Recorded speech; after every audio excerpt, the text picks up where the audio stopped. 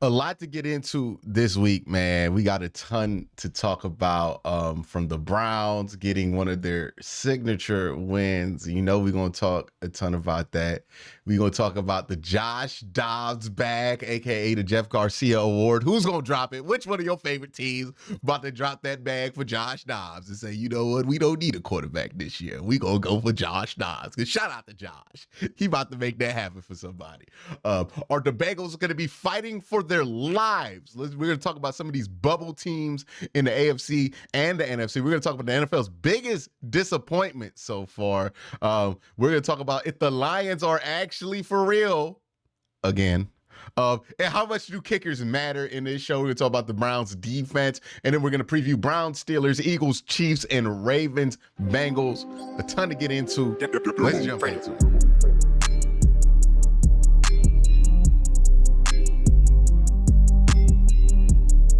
Okay, Cole. It's been hold on. The Browns. Yes. You know the vibes. It's been a long and windy road. And I think that makes people believe some mountains existed that actually don't. Because I sit back here in November, and when I think about the turmoil that the whole argument and narrative has been about Deshaun Watson, it is about maybe 5 quarters of football you can objectively say we're bad. Like that's really what we've been out here like, oh, is he good or is he not?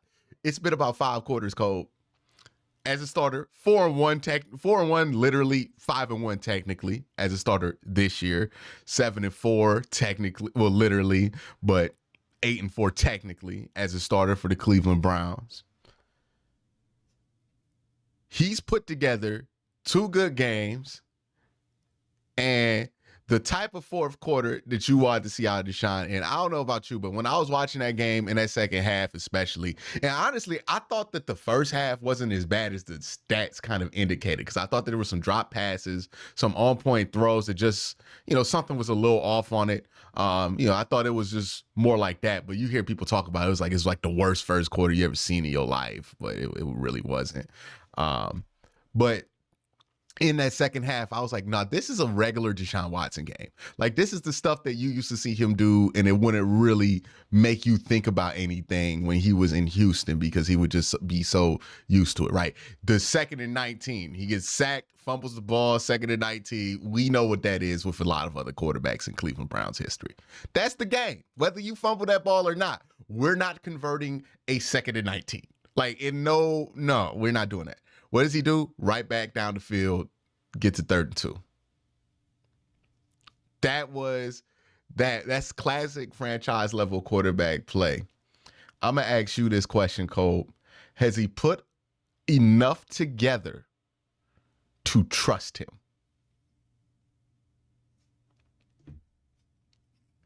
So here's where I'm at with it, right? So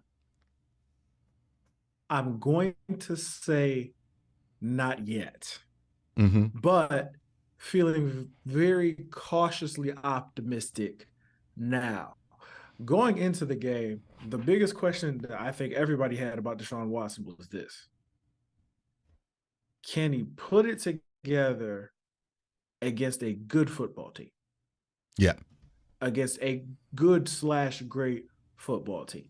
The best defense you can play, because he plays for the team that has the number 1 defense, right? That is the best defense in the NFL you can play.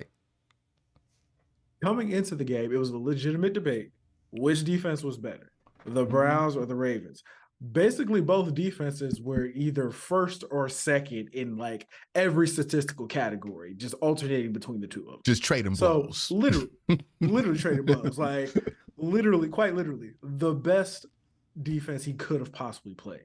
Objectively, he was very bad in that first half. Objectively, he was. But I'm not gonna argue. Like, you can't really argue against it. I think at the half he was 6 at for best 20. You can make the argument, and that's the argument I try to make, that he was like he wasn't good. I don't think you can make the argument that he was good. Let me clarify No, my you position definitely on can't make the that. argument he was But good. Like he you was can't make the argument he was he good. he was somewhere between bad and extremely mid in that first half. Like 6 for 20 with an interception return for a touchdown. That's about as bad. That a first interception wasn't half as his you fault can. though. Like it wasn't like he threw like into cover 2 or didn't see the other backer. He just got tipped up. Like that wasn't his fault. I don't even blame Lamar on the tip Great ball play to by Kyle. Okoronkwo. Yeah, it's a great play. Like sometimes shit Great just play. happens like Great that. play. Great play by Kyle Hamilton. But in the moment, I was extremely angry. It's one of your favorite quotes. Extremely angry.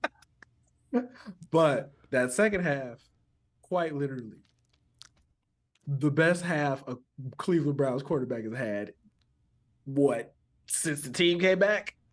Yeah, it was pretty impressive. It was like that's about as good as it's gonna get. So I come and then I you have leave to that game feeling pretty good. you factor in too, like he was visibly hurt in there. And that was one of the concerns about him was like, hey, okay, I get you're injured, but like, is this going to be a thing all year where like, if you're not 100%, you can't go, right? Or you can't go 100%, or you're going to look obviously affected. And, you know, it just turned out to be a throw shoulder thing because like his foot hurt, but he was still able to run on it. Like had a couple of key scrambles late in that game after the injury, and really just battled through it. Like that was, and you know what I thought was impressive there, and it's not going to sound impressive when you bring it up, like just off raw numbers, right? Because he took 4 sacks, but the sack yardage is important, right? Because Deshaun be sometimes taking like 4 sacks for like 80. Like sometimes it'd be crazy, right? Them sack yardage. 4 for 18, which tells me like most of those, there was 2 sacks that he got hit behind the line for real. And then there were 2 of them where he got hit at the line and it technically counted as a sack. So he's not even like doing the stuff where he's like getting way too deep in his drop and then doubling down on it. Like that kind of stuff that we saw from him early on where you're like, I hope he grows out of this, right? Most of the times he scrambled, it was for good reason. There was a lot of times in that game where he stood tall in a very, very messy, muddy pocket. Again, he had 2 backup tackles out there and just threw strikes. And you hear, this is the key, right? Because you can always tell what the real is with the NFL game at times by listening to what the players are actually saying in their press conference. Not what you want them to say, but like what they actually are saying. And they interviewed just about Abuke. He was like, what was the difference in that game? We had no answer for Deshaun Watson scrambling. Like we just could not contain it. He kept making plays. Like Janae was like, yeah, he did what he's paid to do, right? That was the difference in this game, is that when your back was against the wall, and the biggest point in this game was when they had that horrible sequence, that god-awful, let's just lose this game sequence, right? And they just get a sack, they force a punt. We're talking about Myles Garrett going God mode, and James Prochet fumbles the punt. Okay, whatever. He fumbles the punt. You get lucky, they get a holding call on the touchdown that they get right after that. Moves the ball back. You actually get them off the field. Then you get a defensive holding penalty. Then you get an interception in the end zone. Even better. Defensive holding again. And then you stop them and then they run it in. Questionable defensive holding, but they were calling everything, right? It was just, it was rough. I was like, damn, dog, like we just don't want it this week. I'm like, what you had to do at that point offensively was you need to score in 2 minutes. Like that's what that game was up to at that point. Let's be real. There were multiple moments throughout the game. You absolutely said to yourself, hey, they do not want to win this game. I'm pretty sure, I don't know if anybody tracked it, but I'm pretty sure in this season alone, the Browns had the most red zone penalties on both offense and defense I've ever seen. Like they had 4 red zone penalties on the offensive side of the ball, and they had like at least 7 on the defensive side of the ball.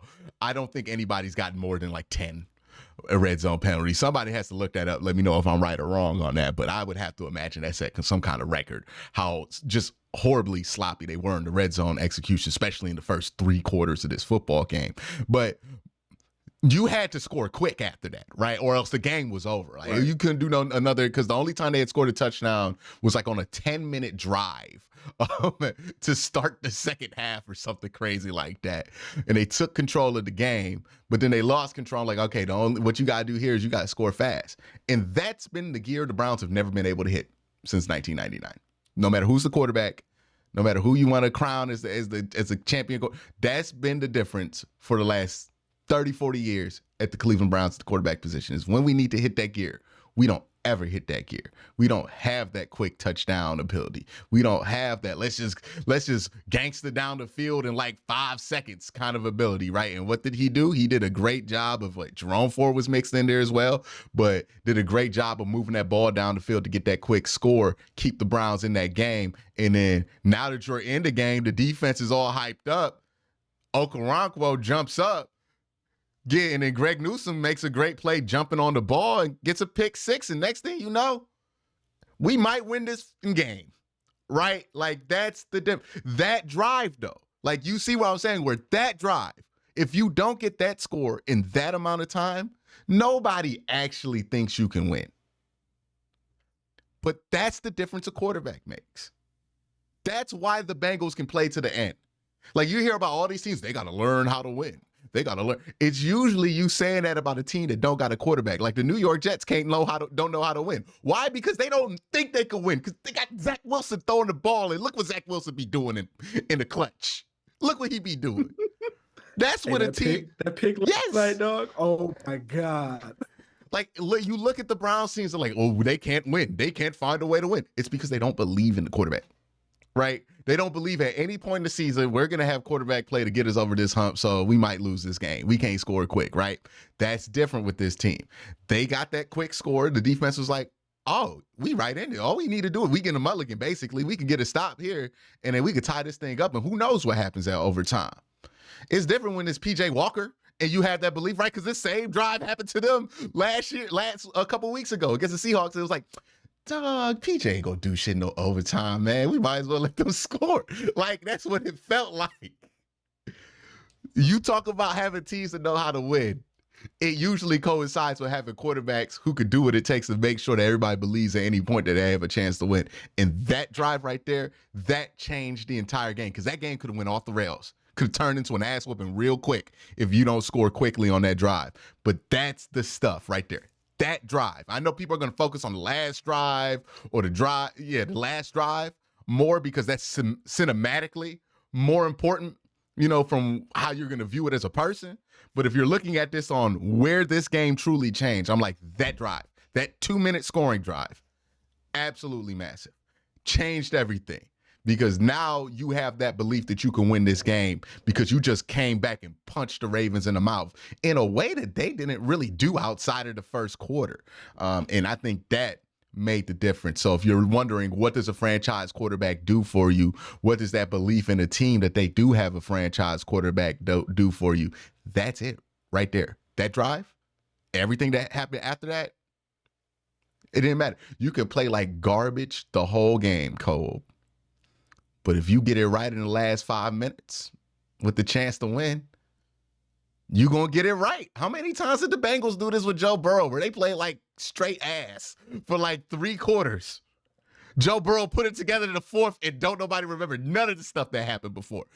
Good teams have wide, and this is one of the things I really want to hit on, and I want to hear your thoughts on it. I think that the thing that separates good teams from bad teams is how much can go wrong and you can still win a football game versus a good team. For the longest time, Cole, if we always go into these games with good teams with PTSD about what we can't do. We can't turn it over one time. We can't make no mistakes. We have to play mistake-free football to win this game. Can't nothing go wrong. Can't nothing. Nah. That's not the case with this team. Stuff can and might more than likely go wrong in this game. But that's Great teams have that kind of stuff happen to them all the time. They're able to overcome it. And that's been the thing that's defined the Cleveland Browns since coming back. And honestly, since what the Bernie Kosar days is the fact that this team could never handle adversity of any kind. Anytime it started to get tough, anytime that, you know, something wasn't perfect, that turned into an excuse. And now we sitting here at 6-10 talking about some, well, if he never got hurt, you know, like we could really be sitting here with the ass record talking about some, well, if Nick Chubb doesn't get hurt in the first 5 quarters of the season, we not talking about this team like this. We talking about, we did this shit last year. Okay. We did this shit last year. Man, if that field goal goes in, if we just don't collapse versus the Jets, like we're not doing that this year. You know why? Because this team's actually fucking good. Like that's the difference. You don't have to worry about the margin of error when the team's good. You know, when you talk about margin of error and the difference a franchise quarterback makes, I kind of feel like the Cleveland Browns and the New York Jets are on completely opposite sides of a spectrum. Mm-hmm. When I say that, I mean, like, if you look at that Jets defense and you look at that Browns defense, I think that Jets defense is in the realm of being just as good as the Browns defense is. They're really, really, really good.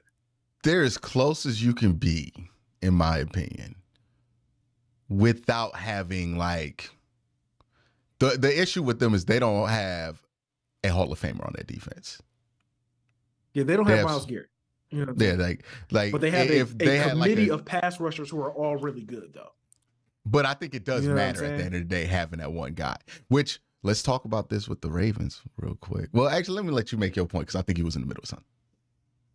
Yeah. So, and I look at both of those teams, and I'm just saying, the only real difference between, and there's some other differences, but the only major difference between the New York Jets being 4-5 and the Cleveland Browns being 6-3 is just really just quarterback play, dog. Like, it's really just, no matter who the quarterback has been for the Cleveland Browns, this includes PJ Walker, they have found a way to manufacture enough offense to be able to win every single game that they play. And against the Baltimore Ravens, Deshaun Watson took it upon himself to go win that game in the second half. He backup offensive tackles didn't matter. Not even backup. I'm talking 4th and 5th offensive tackles. Didn't matter. I'm gonna say we've been on backup tackles. You see what I'm saying? We've been on backup. 4th and 5th offensive tackles playing against arguably the best defense, the best defense in the league. Second half, went in there, punched him in the mouth. 4th quarter comeback, won the game. Mm-hmm. Zach Wilson was in the red zone I don't know how many times against the Las Vegas Raiders. That defense is nowhere near as good as the Cleveland Browns defense, nowhere near as good as the Baltimore Ravens defense. You know what I'm saying? They lost that game because he couldn't do anything to score points. Anything. And we were literally this close away from being that New York Jets team this year. Mm-hmm. But PJ Walker and Deshaun Watson find a way to win games. Find a way to get the offense going. It's crazy. Shout out to the Stefanski pantry because he's everywhere, dog. He is truly everywhere. But I want to talk about that, right? Because let's talk about that Ravens defense. Let's talk about that Ravens defense because I have been on an agenda for a long time. And people refuse to give my agenda the seat at the table it rightfully deserves. And I understand that this agenda is going to be unpopular until it's popular. Because the person I'm talking about is a paper tiger. And I'm talking about Roquan Smith. Roquan Smith. When does it ever freaking matter that Roquan Smith is on the other team? When does it ever matter? All this talk about he's elite, he's worth what you traded for, he's worth the contract. All that talk, when does it matter? Did it matter at all in the 4th quarter that Roquan Smith was on the Baltimore Ravens? Hey, can we talk about the play? Can we talk about the play? Oh, where he got manhandled? When David Njoku took him for a ride. Yes. Did we talk about that? That's the best linebacker in the NFL. And I had people tweet, well, you know, he had 24 tackles. Yeah, I guess that play on David Njoku counted as a tackle eventually. Like, yeah. He made contact at like the 40. David didn't go down to like the 20. Grown man him. The Browns grown man them, right? And all this talk about the Baltimore Ravens and all that talk about Roquan Smith. And you know what I had to hear on ESPN or Get Up? Well, you know, the Browns have a closer on defense. The Ravens, they just don't have a closer. I'm like, we gonna give that slide to Roquan because ain't he supposed to be the closer? Ain't that supposed to be Roquan? Did he get brought on there to be a role player, or is he supposed to be a star player? Because I swear I heard Jadeveon Clowney's name in that broadcast more than Roquan. I heard Pat Queen name in that broadcast more than Roquan. I heard Brandon Williams' name in that broadcast more than Roquan. I've heard a lot of names. I saw a lot of guys affecting plays. I saw Roquan maybe affect one screen. Bro, even Oweh had a sack in that game against the Browns, dog. Where was he? Like, I'm just saying, at some point, people will be forced to acknowledge this take because I think Roquan Smith has gotten by because he's played on the Bears and don't nobody watch the Bears. So people just look at the numbers and go, ooh, he's good. Kind of like Allen Robinson. For my OG AFC North Talk fans who know, I pointed that out as the original Paper Tiger. Oh, his numbers look great. Have you watched him? Like, and then what's Allen Robinson been since? Exactly what I said he is. And I'm putting out the same alert on Roquan. Roquan, a good linebacker. He might be a pretty good linebacker. He's a Pro Bowl level linebacker. But I do not want to hear this dude as an elite level, star level defensive player. Nah, he's a non-factor in the fourth quarter. They played the Bengals in the playoffs. He didn't matter. Remember that one? It didn't matter last year. He played against Pittsburgh in prime time and got yammed on by Najee Harris for the game-winning touchdown. Do you remember that? He got mossed by the slowest running back in the NFL. That's who got on a wheel route. That's the game changer. That's the dude. This is the dude you telling me is the game. And then in this game, Browns out-physicaled them on the first and second level, and Roquan Smith was nowhere to be found. But they swear to me that he's him. I'm just saying, like, when am I going to get my respect for this take? When are people finally going to jump on board? I've been right about this all along, y'all. Like, y'all been talking about me like I ain't been right. Hey, this is on your heart for so long, dog. Doug, because you don't know how much I gotta hear. Well, you know, in this stat, he's a Microsoft Excel all-star, but he ain't got all these actual games. It don't ever matter that Roquan Smith there. It don't ever matter. Damn. Yo, Roquan I don't ever want to hear about him again, dog. I am so tired more of this. Passionate about anything in your life, dog. I don't ever want to hear about this again. Oh, it's so frustrating, Cole. Because I did this with Cliff Kingsbury. People reacted the same way. And now they like, oh, yeah, man. Everybody knew Cliff Kingsbury wasn't good. No. Y'all was lying to yourselves. Y'all was mad at me for pointing it out 2 years ago. I have to go through these slings and arrows, man. Because I see this and I'm like, yo, he's not that good. And then people are like, oh, I can't believe you. Kyle Shanahan. Remember in the summertime, I was like, when we going to start talking about the fact that Kyle be hitting his head on that quarterback ceiling, all of a sudden they lose 3 games in a row, my take becomes popular. Don't nobody want to show me that love, though, for being right. Nah, I get all the hate for being wrong while being right the entire time. It is a frustrating cross to bear. When man, Roquan Smith is to you what Baker Mayfield is to me. That's crazy. It's Roquan Smith, it's Allen Robinson. I be pointing this shit out all the time. All the time, man. All the time. And then people just be like, you don't know. All right. All right. We'll see how you feel about Roquan Smith in 2 years when people start watching his football games because he's on the Baltimore Ravens and we can't just be like, oh, he had 25 tackles. Like, paper tiger. Paper tiger. Real quick. One last thing on Deshaun Watson. The narrative that the Deshaun Watson trade was the worst trade in NFL history already starting to look stupid. Starting to look extremely stupid. It was extremely early when that take came out. I was like, why are we doing this like the season, we can judge this at the end of the season. Let's be real. You know why everyone jumped on it as quickly as they did. We know why. And here's the crazy part, Cole. It felt like it was so much blood because everything that was going on. We were just wrong about an injury. We were wrong about an injury, and he had a bad game against Pittsburgh. That bubbled up into this is the worst quarterback trade of all time. I think people are too eager to determine this a failure. I think that is what is going on. You want to determine this a failure so you could go, that worked out bad. I don't gotta talk about it no more, because you realize, hey, it was a little bit more difficult on sports talk radio this week because kind of had to talk about them. Had to brush off the stuff to talk about the shot. Had to brush off the good old term, right? We use it all the time in Cleveland.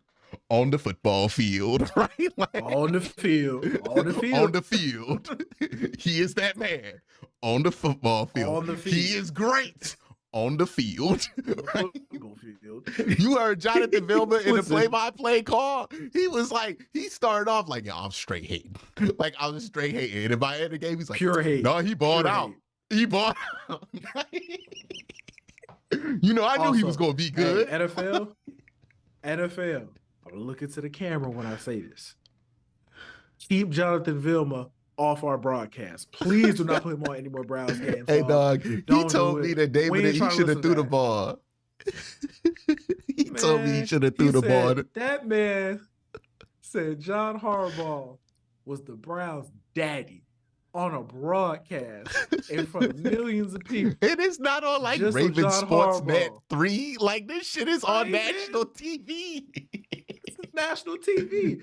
Oh, he did all of that just so John Harbaugh can blow a fourth quarter lead to the Cleveland Browns at home. And can we talk about these splits that they be putting on TV?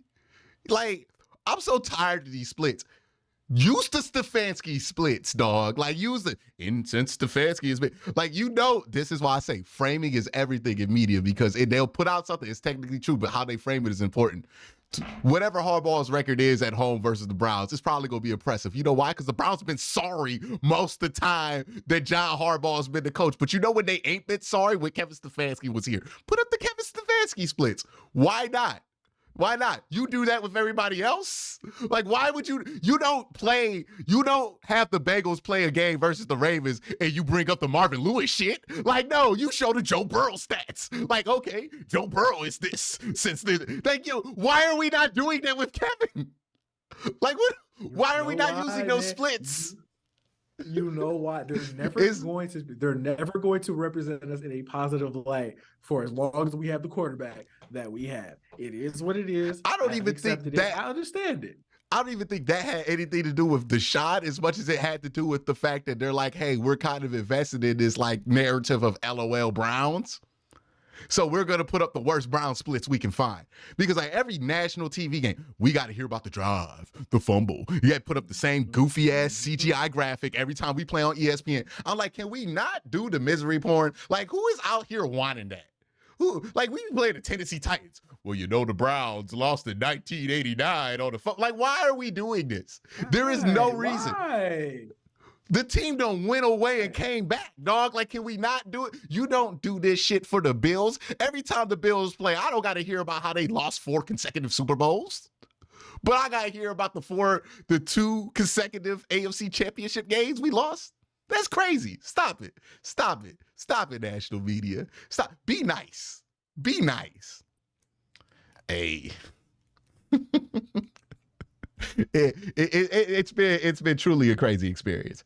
But you want to know what's even crazier, Cole? Josh Dobbs. Josh Dobbs. Hey, get your money, black man. Nobody predicted this. Nobody saw this coming.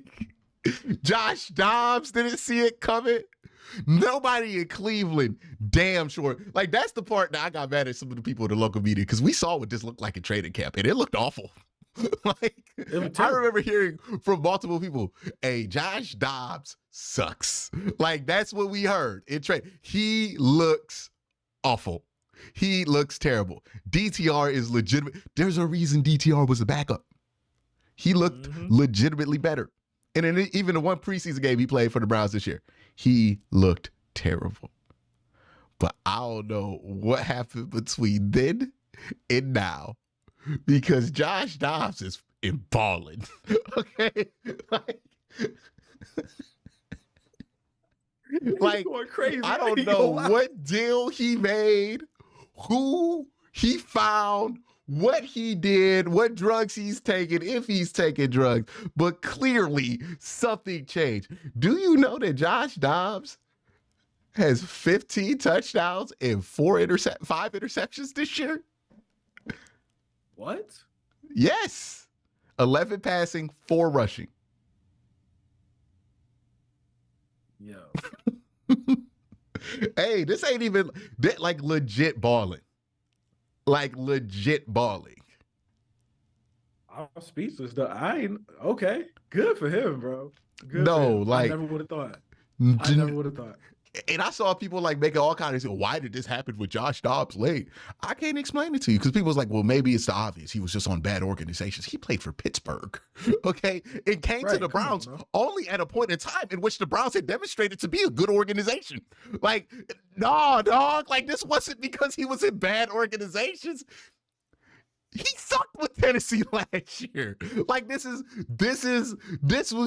just happened. Like, it happened with the Cardinals and the Vikings, who you can make the argument might be the 2 worst organizations he's played for. Like, I cannot explain this Josh Dobbs thing. It might just be one of them you know how quarterbacks, like every once in a while, you get the magical mystery quarterback season? Remember that one year we thought Nick Foles was like crazy? Yeah, Derek Anderson. This really does smell like that Jeff Garcia back in the day in 2003. And Jeff Garcia, I have something called a Jeff Garcia Award, Cole, because for those of y'all who don't know or aren't Browns fans, shout out to y'all. In 2004, the Browns could have drafted a quarterback, but they thought, nah, you know, it's just as good as drafting Ben Roethlisberger or trying to get in with Phillip Rivers. Getting Jeff Garcia and drafting Kellen Winslow, who, look, terrible person, terrible human being on the field, though. When he was on it, he balled. Like, he put up like 1,100 yards in an era where tight ends were not doing that. Like, that 1 year of Kellen Winslow was like, no, that was almost as good as the 1 year of Josh Gordon, if you look at positional value at the time. Like, that's how good Kellen Winslow was that 1 year. But you passed on Ben Roethlisberger because you had Jeff Garcia. And I'm looking at the league. I'm looking at Josh Dobbs. And like you said, he has 2,000 passing yards right now. 15 touchdowns, only 5 interceptions. Somebody about to give him the bag to start at quarterback. Like, and look, you know, I'm interested to see who that's going to be, because there are a lot of candidates. I'm going to name the teams I think are candidates for this. You tell me what you think.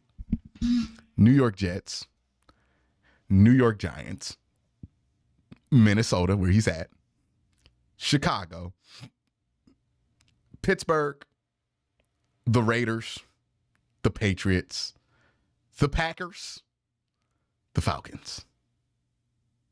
Who is going to drop the bag on Josh Dobbs? Who is going to give my man what has been due for years? $25 to $30 million a year over 5. Who about to do it? Who about to do it? Oh, first and foremost, I'm happy for Josh Dobbs. Hey, Get your bro. money, black man.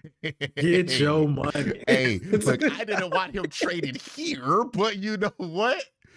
Do your thing, Josh. Man? Do your thing, dog. Hey, look, that 5th round we got for you wasn't enough. Like, it wasn't enough. It really wasn't.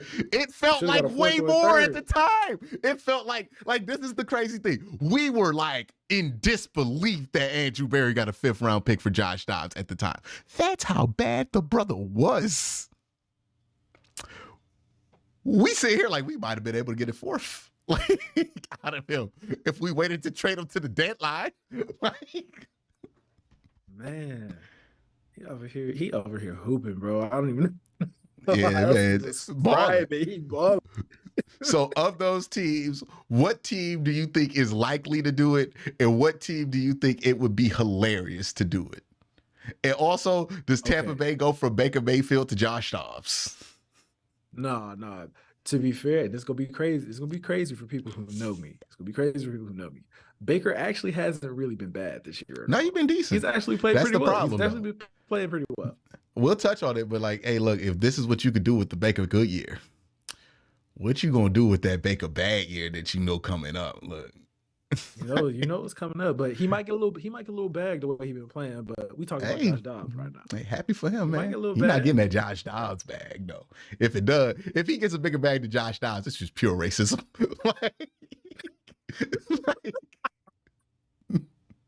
Ain't no way, dog. Racism. This is the better story. He been balling. Like, Baker been good. Yeah, like, no, this is the story. Like, Josh Dobbs, like, Baker might get 10 over 3. Well, not 10, 30 over 3. Josh Dobbs might get like 75 over 3. Ooh, 50 guaranteed. Big bag. Now somebody gonna think he gonna be their start. Like somebody gonna think he can be my starter. He can be my bridge quarterback. And let me tell you the teams I know who are gonna fall for that trap. Chicago Bears. Let me eliminate the. No. Yes. No. Yes. No. You know what, Josh? You know what our guy needs, Justin Fields? A mentor. Let's put him behind Josh Dobbs for a year. This is what part of this Bears team has demonstrated any competence, Cole? No, they're not gonna do it. The Bears 100% drafting a quarterback. 100%. No, the Bears remind me of stuff the Browns used to do the most out of any team in the league. Like, you see the Bears do stuff like, yeah, the Browns used to do that. And if I'm using the Browns used to do that mindset, oh, Josh Dobbs is definitely coming. Like, this is what you do when you are in that spot. We don't want to draft a quarterback. What we need to do is build an environment for a quarterback that will never come. So you're going to sign Josh Dobbs and you're going to try to draft a offensive lineman, and you're going to pass on both Marvin Harrison Jr. and Caleb Williams and Drake May because you want Josh Dobbs in a tackle that nobody knows the name of right now. Nah, they're not gonna do it, dog. They draft a quarterback. When they do it, dog. Caleb Williams and Drake May. Hey, when they do it, you can get your victory. You can get your victory lap here, but I can't see it. I cannot see it. Interesting to me. The New York Giants. I could see them trying. But Daniel Jones, they already gave Daniel Jones a whole bunch of money, so they might not. I don't know if it's all guaranteed though. I think they can get out of it pretty easily after this year. We'd have to see details. We have to see details of how easy they can get out of that Daniel Jones deal. If I'm Josh Dobbs, don't do it. Don't do it, Josh. Don't go there, because Tyrod Taylor won a game a couple weeks ago, and that was the first black man to win a game at quarterback for the New York Giants. I just don't feel like that's a situation in which you go thrive. Like, I didn't know that. Yeah, nah, I don't feel like that's the situation in which you're going to thrive at, Josh. Don't think there's going to be a lot of slack from you. Like, nah. Very short leash for Josh Dobbs. Yeah, especially you got Daniel Jones behind you. Nah, don't do that. Nah, we good. We good. I'm gonna take that one back. Minnesota, are they keeping Kirk? I wouldn't, but Josh Dobbs might make him have to keep Kirk, because The whole thought process was, hey, you might suck. Get Drake May. Get on from Kirk. Get on with your day. But we'll see. Like, if they make the playoffs with Josh Dobbs, that really throws a monkey wrench in things because now you kind of got to keep Kirk Cousins. You got to, or you got to say we roll it with Joshua. Like, I don't know. Ooh, Kirk going straight to San Francisco if that's the case. Straight to San Francisco. And insane shit gonna happen. We already touched on Chicago. That's not happening. And not Pittsburgh either, even though I'm 100% sure he's better than Kenny Pickett. 100% sure he's better than Kenny Pickett. Not even close. Crazy. Yeah. 100% sure he's better than Kenny Pickett, but I can't see I can't see the Steelers doing it because the Steelers are an organization to me that's going to continue to believe in Kenny Pickett because they keep winning football games in spite of Kenny Pickett. So they're going to ride this whole Kenny Pickett experience out until it eventually just implodes. And it's going to 100% implode. Well, that's the problem with a good organization. The same way we were like, why don't they just cut Anthony Schwartz 2 years in? Nah, they're going to give him, man. They're going to give him them 3 years, them 4 training camps. They're going to give him them 4 training camps before they decide to get loose on you. But let me be real with you. They're going to give him 4 years to play, 4 camps to play. Mm-hmm. They drafted somebody this year, though. Who they going to draft? Somebody who's going to be there in the 3rd round of the draft. Is Quinny Ewers coming out? You know what I mean? Just take a flyer on Quinny. Like, they're going to take a flyer on somebody, Spencer Rattler. I don't know who else is coming out this year. Bo Nix if he falls? Like, maybe they go try to get a Bo Nix. I would rather have Bo Nix than Kenny Pickett. Man, they really could have took Sam Howell in, like, the 3rd round. That'd been great. Been in a good spot, man.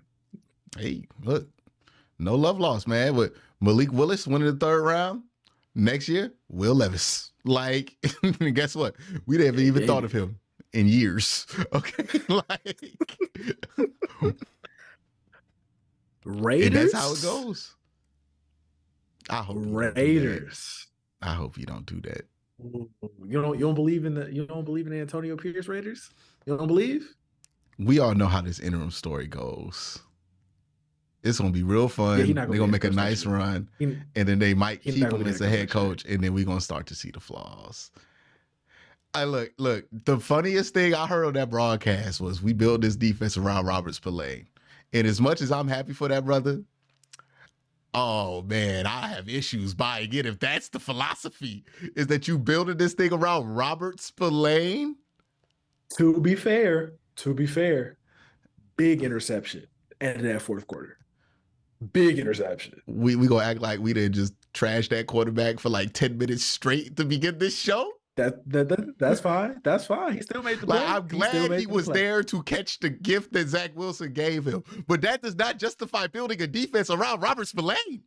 Like that. Look, we hear these red flags all the time, but they come in situations to where you aren't looking for them. And this is a situation where, like, oh, I heard a red flag, but nobody looking for it, right?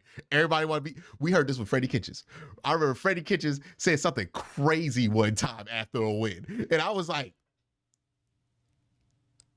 but everybody was letting it ride because you won. Oh, don't remind me of the Freddie Kitchens years, man. That's what I'm saying. Look, it's real easy. It's real. I'm trying. It's real easy. But look, that Robert Spillane quote, we built this thing around Robert Spillane. Oh, brother, red flag. Max Crosby on the team. Like, what you talking about? Like, maybe he just got confused. You know what I'm saying? Maybe he just got confused. I know what that is. You know what I'm saying? Nope. I know what that is. That was the, if I could have a team of, who was the pierogi prince dude in Cleveland? You remember him? Jamie Meter. Jamie Meter. Yeah, Jamie Meter. And was it Hugh Jackson that said, if I could have a team full of Jamie Meters? I knew he was cooked. I knew he was cooked because that's not serious. That's an unserious philosophy of coaching. Okay, like, that's a dude that's going to end up drafting a bunch of practice squad players because they hustle hard. Nah, that's not going to win in the NFL. You're not going to win with just straight F. Nah, man. So good story. Happy for Antonio Pierce, but I ain't gonna act like I ain't hear that shit. Okay, like I heard that. No. See, that's the difference between me and Q. That's the difference between me and Q. I am more than willing to pretend like I ain't hear that shit. Nope. Good for you, Antonio Pierce, and good for you, Roger Spillane. Look, I'm not about to sit here and be surprised if something goes wrong when the man told us what could go wrong the second he won 2 games in a row. Like, man, did you see that? Would be room? Did you see how happy that locker room was? I bet it is. He's empowering Robert Spillane. That shit don't last though. Like, we seen this, man. Remember we thought Greg Williams was a great coach? We thought a lot of. We thought that Freddie Kitchens was out here cooking it because he tickled Baker Mayfield's beard on a mic. We are easy to manipulate, okay? These red flags are real easy to hide. Think about all the things that went into us enthusiastically hiring Freddie Kitchens. Yeah, man, nah. Yeah, nah. I'm no longer willing to overlook red flags just because they come up in good games. Like, nah. Nope. I'm gonna wait for that one. I'm gonna wait for that Robert Spillane shoe to drop because I saw him play in Pittsburgh. Nah. He's a good player. But like they replaced him with another one of them. Like, was it Cole Holcomb or whatever his name is? Like, you could get a Robert Spillane everywhere. Yeah, you could get a Robert Spillane on any team. Like, nah, dog. That was the most Gruden-esque quote I've ever heard in my life, and I am allergic to Grudenism. So nah, I'm good on that one. But we'll see who wins. Yes. The same stuff that made that man go up on the draft and say, I want Jamal Adams over Myles Garrett because Jamal Adams is a leader. The man who wear a headband on his neck. That's who he wanted over Myles Garrett. That's the dude. Headband neck dude. Myles Garrett. And you know what else said some goofy stuff like that? You ever listen to Greg Williams' podcast? It's a decent podcast. But you know what he admitted to? He wanted Mitchell Trubisky over Myles Garrett that year. Nah, dog. These people can't be trusted. Okay? Like, it's going to be all fun and games until you get to... Yeah, it's all fun and games until you get to the draft and free agency. Nah. Hey, man, this shit is cute until you get to the offseason. Do not tell them that. Do not tell the people that you wanted Mr. Trubisky over Myles Garrett. That is crazy. Mm-hmm. Hey, look, man, if I ain't no better. Oof. Ooh-wee. Yeah. So look, I understand that y'all are willing to overlook it. I'm not criticizing anybody for being willing to overlook it. I understand it's more enjoyable to see life through that lens. I'm just saying right now, if you ask me, I'm gonna tell you the truth. Like, I'm gonna be honest with what I think. Hey, I know what team paying Josh Dobbs for sure. Who? The Falcons. Yeah, he got Falcons written all over him. Sure. Yeah. Sure. Yeah, he's going to the Falcons. He's 100% going to the Falcons. He's a billion times better than Desmond Ridder. Hey, Josh Dobbs, you will like it here. You will not like going to practice, okay? But see, they about to fire their coach, so they might draft a quarterback. But they about to fire their coach. A lot of these teams about to fire their coach. We'll see who survives. The Jets are an interesting one because he could be like a high-quality backup situation just in case like Aaron Rodgers don't work. But I don't imagine the offense that works for Aaron Rodgers is going to be what Josh Dobbs be out here cooking. And could you imagine Josh Dobbs in the room with the conspiracy theory man? And I'm not going to say specifically. I'm not going to say specifically what conspiracy theory could come up and be a problem in that room. But Josh Dobbs is a rocket scientist, and there are some theories that Aaron Rodgers believes that he might have questions for Josh Dobbs. A literal rocket Josh Dobbs might not love answering. And Aaron Rodgers in the same room would be the most hilarious quarterback. Because Aaron Rodgers gonna be in that room thinking I'm smarter than you. He's a literal rocket scientist. He gonna be trying to tell him stuff about aerospace. I need that on Hard Knocks. They're either gonna get along. I need a podcast. I need a podcast. They're either gonna be the best of friends or just be like, I don't ever talk to him. No, I need a podcast with them too. Literally, Aaron Rodgers just asking him questions and Josh Dobbs just answering. Oh my God. I'm just saying, if you hear Aaron Rodgers start to call Josh Dobbs and refer to him as a popular mechanic, that's not a good thing for the dynamic in that locker room. But that's a deep cut for those who know. Those who know appreciated that one. Are the Bengals fighting for their life right now, Cole? Absolutely. Not only are they fighting for their lives, bro, there's a serious possibility they're not going to make the playoffs this year. Yeah. They lose to the Ravens. It's low key over if they lose to the Ravens on Thursday. That's the thing about both the Ravens and the Bengals losing. That made that Thursday night game a life or death bout. And it's a tough thing to be on the road on a Thursday night game and the stakes be that high. That's real tough. It's also a tough thing to sweep a team, which the Ravens are going to be trying to do. So, I mean, that's going to be one hell of a battle there, and both teams are pissed off. Both teams nobody has the advantage of, well, they're going to be furious. Nah, man. Nah, both teams have reasons to be furious. The Ravens lost the game in which they led for all but 40 seconds of regulation. Okay.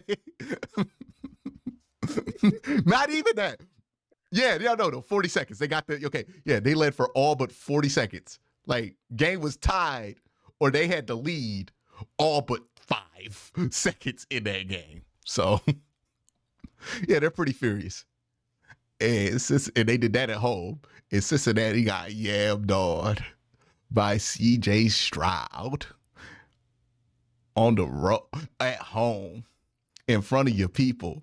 He was the king of Ohio in Joe Burrow's crib. That's crazy. That's crazy. So you know they mad. You know they mad, but I think they might be getting Jamar Chase back, but it's iffy because he got hurt the week before. He might be out 2 weeks. That's going to be gone for Thursday Night Football as well. They lost Trey Hendrickson yesterday too. It's tough. It's tough. And look, here's why we say it could be over.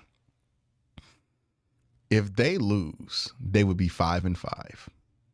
Keep in mind that all of those losses are almost against AFC teams, right? So they lost against the Ravens, the Browns, the Titans. And Texans. So they're 1-4 against the AFC? Yes. They'll be 1-5 against the AFC. They have 1, 2, 3, 4, 5, 6, 7 AFC games left. So they do have a lot of AFC opponents, but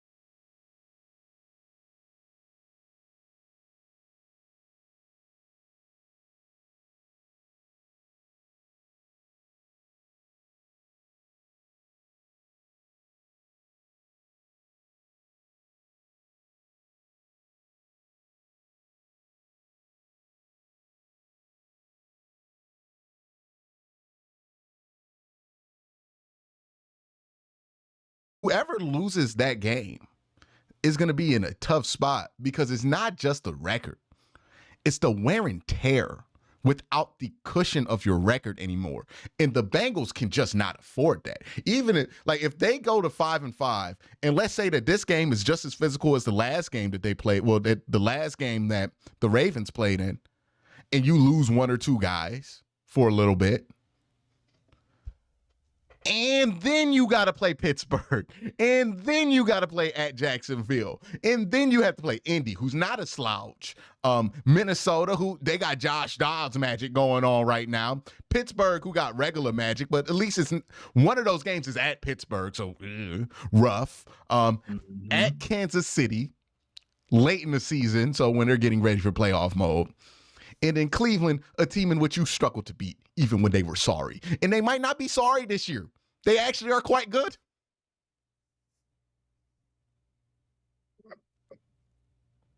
It's over. If they lose to the Baltimore Ravens on Thursday, it's over. It's over. I find it hard. Because the reason I'm saying, hey, they got to win at least 6 is you got to get to 11 if you don't, to get those tiebreakers to bounce your way, right? Because then you can at least be even with your AFC record. Like the one game you can afford to lose is the Minnesota game. And that's not the one game you're probably going to lose in that stretch.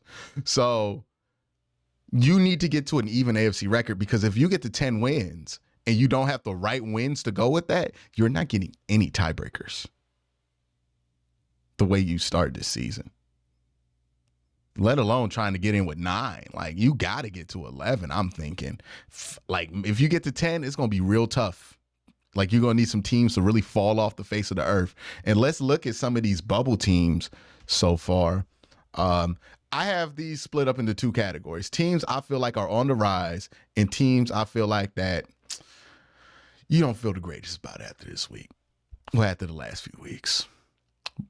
Bubble teams on the rise: Houston, Indy, Minnesota, Tampa Bay. You feel good about that? You agree? I agree with that. Houston might have the best quarterback of those 4 teams. Not might. They have the best quarterback of those 4 teams. They might have the best quarterback of all of the bubble teams, because I'm not too convinced that Josh Allen is better than CJ Stroud right now. Like, can we talk about CJ real quick? Yeah, absolutely. This might sound crazy, but this is honestly how I feel.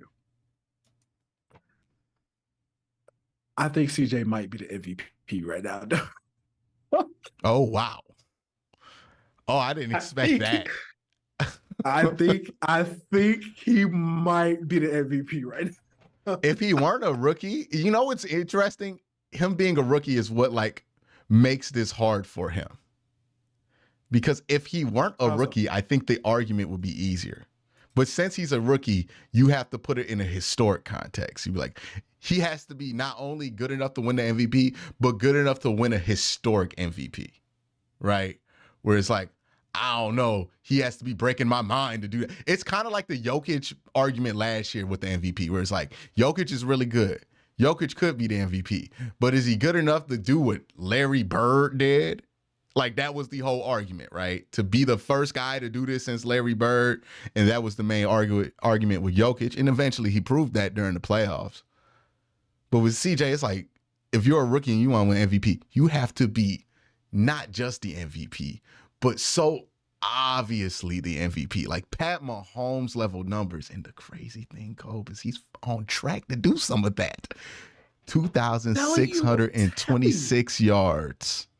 15 touchdowns, 2 interceptions. That's nuts. Man, how many games has he really played? Might do it. He's played 9 games. Like, he can realistically get to 5,000 yards. And if we let me look at the quarterback passing leaders right now. Where does he rank? I believe he's 2nd in the NFL. Crazy enough, and we're not talking about it enough, Sam Howell is leading the league in passing yards. Throwing a lot of interceptions, 9 of them, but 17 touchdowns. Is Sam Howell cooking? Sam Howell's kind of cooking.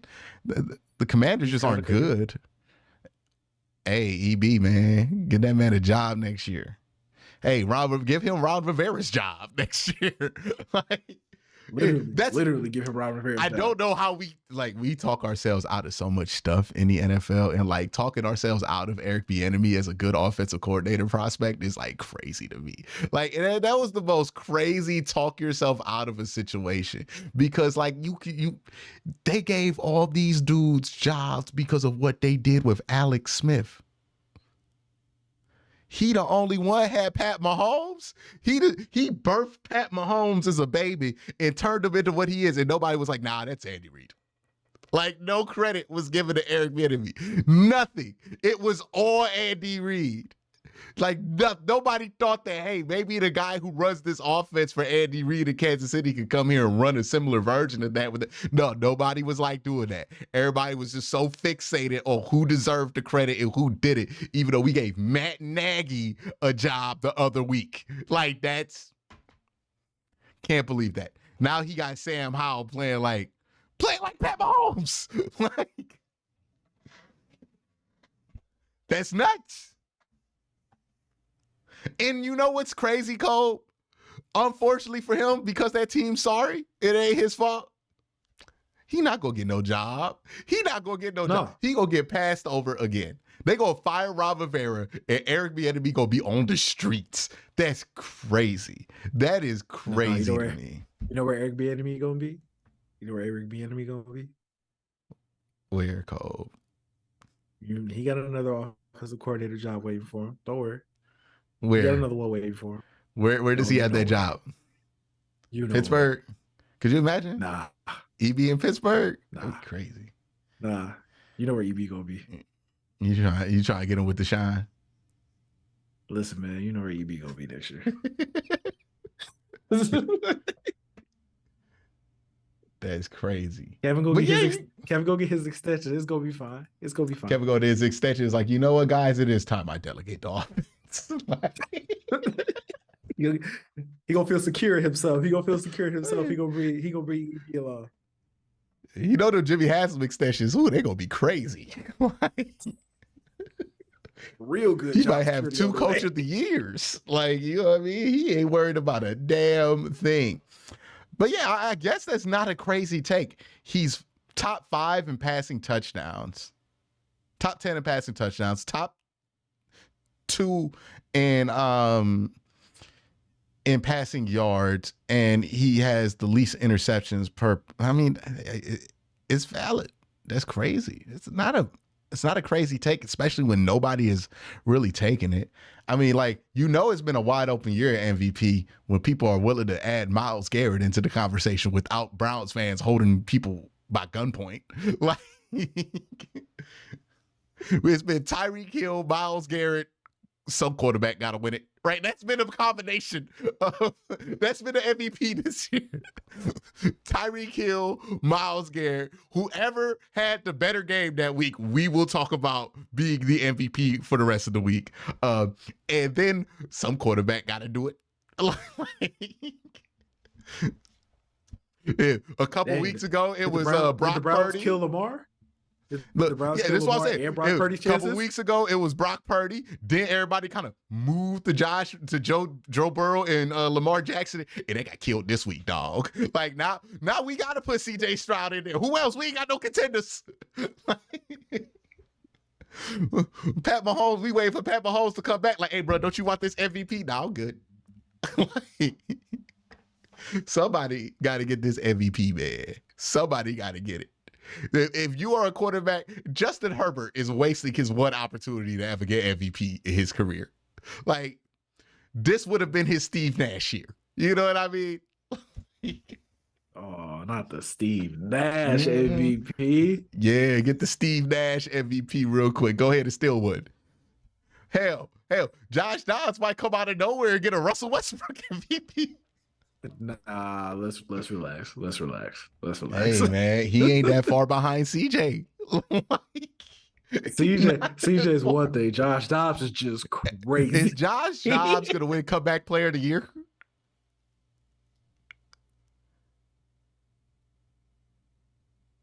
You know what? Who else can? We're gonna ask this question again in like 3 weeks. Let's see how he played next 3 weeks, and then ask that question again. Let's see. Hold on, wait. Oh, wait. Betting odds comeback player of the year. I want to I might need to know put some money on this. because I think so many people are gonna give it to DeMar Hamlin or like think it should go to DeMar Hamlin, but I'm like, y'all leave that boy alone, man. He don't want that. All right here, updated November 6th. And people are saying this is nasty. How is Lamar Jackson the leader in the odds for this? Tua. People are saying Tua. No. Lamar Jackson, Josh Dobbs, Breece Hall. So not Breece Hall, not Lamar Jackson. There's no way you can tell me with a straight face that he's comeback player of the year. By the way, What's warm it Josh up for Dobbs' Nick odds? Chubb's next year, man. Josh Dobbs yeah. plus 900. Oh yeah, I'm taking that. Put that early bet on Nick Chubb too while you're at it for next year. Before them odds shoot up. Before everybody start catching on. Like, go ahead and put that early money on Nick Chubb. Let people be like, oh, he's a running back with 2 knee surgery. He's not gonna come in. Like that man ain't made of titanium. Like so of those bubble teams called, which one you think has the best shot? Well, rank them in order of best shot to make the playoffs. Houston, Indy, Minnesota, Tampa. If I had to do best shot to actually make the playoffs, I'm deciding between Minnesota and Tampa. I think I'm gonna go with Minnesota. Really? I'm gonna go with Minnesota. I know people would see how the Texans are playing right now. Keep in mind, lean towards them, but for Minnesota, they would have to get in through the wild card, which is much different than Tampa having to win a division that's been thoroughly whooped by one Joshua Dobbs in his first 2 weeks at work. Who's winning the Bucs division right now? Isn't it the Saints? Who just got whipped the Bucs? By Joshua Dobbs. Yes, it is the Saints at 5-5. And Derek Carr just got hurt. I'm still gonna say the Vikings. Oh, Derek Carr just got hurt? Yep. Now he's not hurt like super long, but he's been hurt all year. He's been hurt all year. You going with the Bucs? Like, is he gonna miss time hurt or he? Either way, he gonna play like shit. Yeah, if Derek Carr's they gonna get terrible quarterback. That's true. Either it's Jameis Winston. Let's be honest. Here's what I heard, Cole. I heard that Jameis Winston got the game, threw 2 interceptions, and people was like, it was a little bit of an improvement. That's how bad they are in New Orleans right now. Yeah, Baker Mayfield ain't that bad, dog. I know we make jokes. It's not that bad. But it looked like a good Baker year. You might be able to ride that to the playoffs, dog. I'm just worried about what's going to happen once you pay him. And he gives you one of them years we know he good for it. He good for it. He might give you 2 back-to-back because he did have 2 bad back-to-back. So, you might work out for a little while for you in Tampa Bay. Good for him, man. Good for him. He's the type of dude that is fine when he is not your quarterback because he's fun, right? Like, Baker's story is always fun. It's just when he's your quarterback, this shit not fun no more because you can't build nothing because you can't depend on the dude. But, hey, it's fun. It's fun to just watch every once in a while. I like Baker when he's not the quarterback. Huh? Just slated that. That's it. Just slated that, man. It's like, yeah, but he's fun. He is fun. I enjoy him so much more that he's not on the Browns. And like, I don't mean that to sound as disrespectful as it sounds. It's extremely disrespectful. I do. And you do too. And if Browns fans was being honest with themselves, it would too. Because like, ain't it nice when he throw one of them interceptions? You ain't got to be mad. You're like, flow of the game. You know what I mean? Like, okay, it's the flow of the game. You ain't got to think about what could happen if you didn't throw that interception. Like, nah, you ain't got to do that shit. You don't cheer for them. You're just watching. And he is fun. He is fun to watch. All right, I'll go Tampa 1. I don't know. I'm going to go Houston 1. Houston 1? Yeah, Houston 1. No, I got to see their schedule. Hold on. I don't care what their schedule is. They have the best quarterback of all of these teams. And I think he's real. I think he's just this good. What? Like, I think he's going to get better. And if you have good quarterback play in a division that doesn't have a set winner, because I don't believe that the Jaguars are real, why not? Hey, no, Q. I'm gonna switch it up. I'm gonna switch You it going up. with Houston? I'm taking Texas 1 now that I see their schedule. Yeah, I'm going Houston. Houston. Bro, listen Then to this.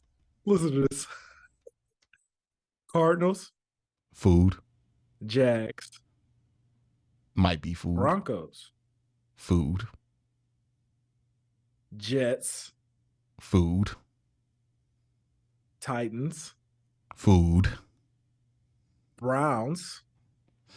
Gonna be tough. That's gonna be an atmosphere now. Like that. Yeah, that's gonna be a tough one. If both of them are playing well, Yeah, that's gonna be a tough one for both teams. Hey man, hey, they gonna have to be a tough one for both teams. They gonna have to ban. Look, shout out to security guards, man. Shout out to my stadium security people watching this video, dog. Because if you work at NRG, dog, that's gonna be a rough one. You gonna have to stop. They can't sell no eggnog in that one, dog. Like, Nah. There will be stadium fights. I promise you, multiple of them. People will be in jail for Christmas. It's gonna be crazy. Well, last 2 games. Titans again. Food. Colts. Food. Yeah, they make the playoffs. Yeah, they might be like a top 3 seed. Yeah, they make the playoffs. Shout out to them, sure. because people were on their ass about that trade. Oh, why did you trade your own pick when you could have traded the Browns? It sounded like they both picking in the 20s. Okay, like I don't think it mattered. I think they thought that they would be good.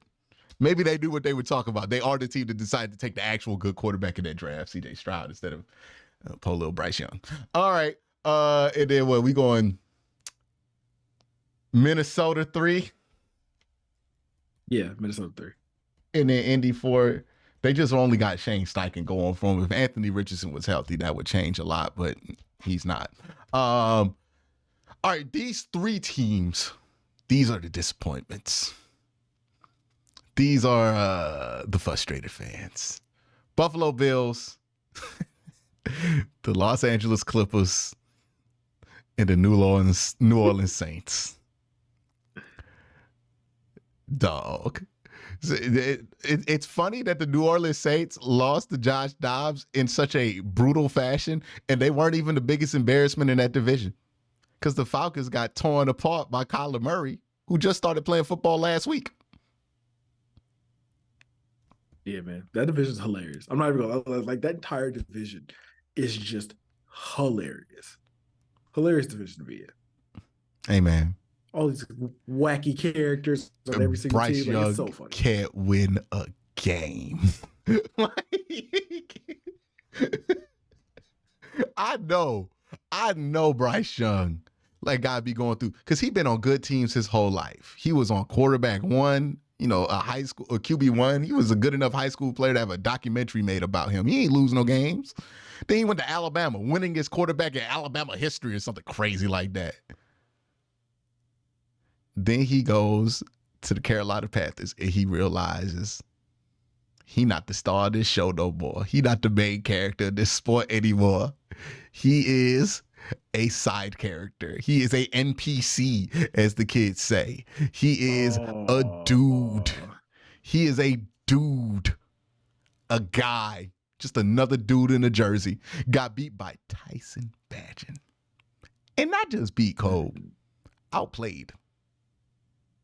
Number 1 overall pick got outplayed by an undrafted Division II quarterback who we know is ass. Man, even Baker ain't do that, dog. Nah, man, Baker rookie season was Baker is really not the worst case scenario for number 1 overall pick. Like, people act like it, but Baker is like a middle case scenario. Like, you can live with missing on a Baker Mayfield.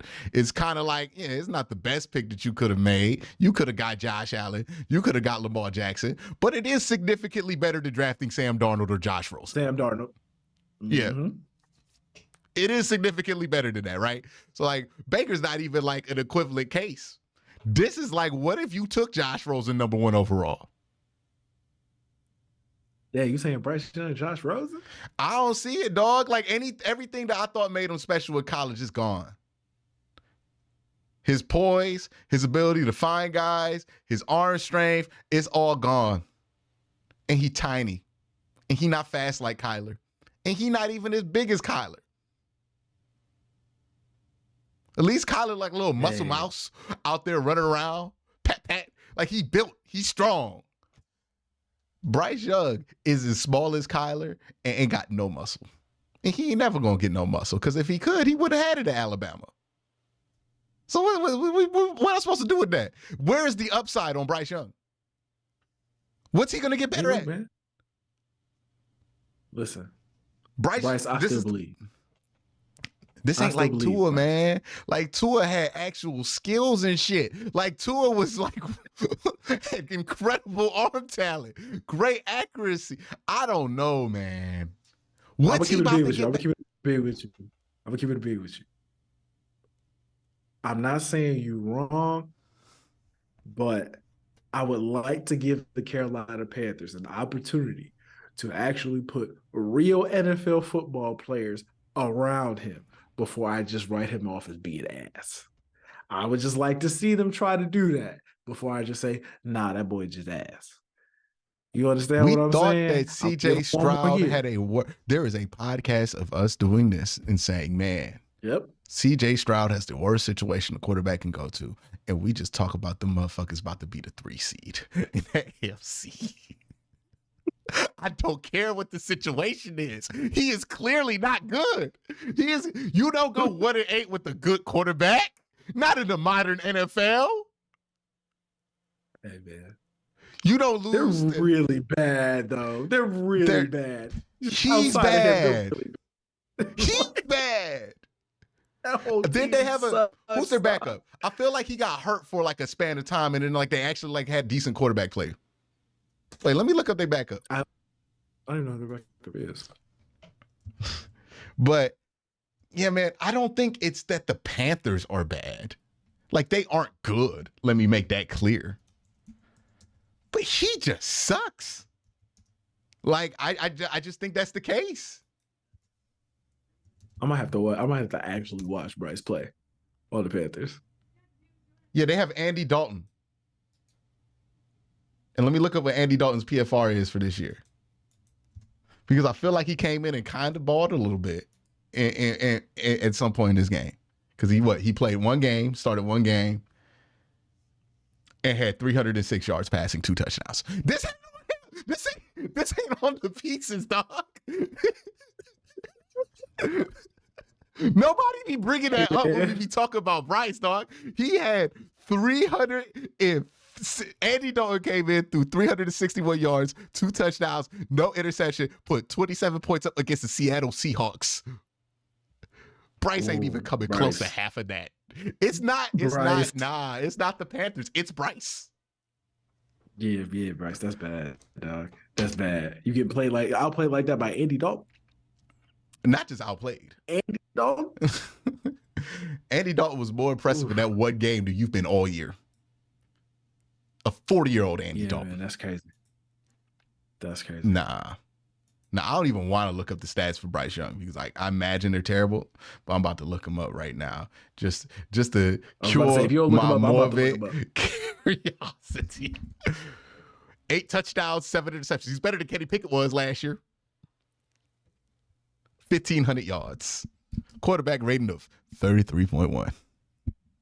Oof. Just so you know, Andy Dalton has a quarterback rating of 52.9. Yeah, man, I just think he sucks. Yeah. Like I think it's just he's not good, dog. Ass, dog. He might be ass, my dog. What's he like as a kid? With Tua was at least 200 pounds. Like, what's he about to get better at? What's Bryce Young getting better at? I don't know, but Bryce Young gonna be the quarterback of the Pittsburgh Steelers now? Man, he better worry about staying in the league. Like, nah, this kid, like, look, he the number 1 over pick right now, but we forget how fast Josh Rosen was out the league. He went from number 1 overall pick to out the league in like 3 years. I mean, not number 1, but projected number 1 overall pick by some to out the league. And the issue is, hey, if you suck at quarterback because you just suck, but not because physically you have nothing to offer these teams can live with that. They can live with that kind of failure. You know what they can't live with? We don't even think you could be better than that, dog. Like, you just is what you just a regular guy out here playing quarterback. That's what he looks like. Nah, I don't know. Maybe he has an incredible comeback story, but it's going to require that because he's not good. He is. I put it out there. I was like, hey, man, for him to become decent, it's going to require a significant leap from where he is now because he is astronomically ass. Like, astronomically off the charts. He is off the charts. Terrible. Off the charts ass. Yeah, that's yeah, I know it sounds harsh, but it's true. It's true. He sucks. Hey, man. Okay? Hey, that's a good question. Who else do you feel is astronomically ass at quarterback? Just in general, any NFL player, you watch him and you say, "Oh, you are astronomically ass." See, the problem is you only really see this at quarterback because nobody can be astronomically ass at any other position and play. Like, it's very hard to play if you suck at any other position but quarterback. But because quarterback's one of them positions where you're like, we just got to see what it is, you could just throw somebody out there. Like, I'm going to be real with you. I thought Clayton Tune was more promising than what I've seen out of Bryce Young. Because at least Clayton Tune's big. Can run a little bit. You know what I mean? Like, okay, he played against the Browns defense. I don't even want to know what it looked like if Bryce Young had to play the Browns.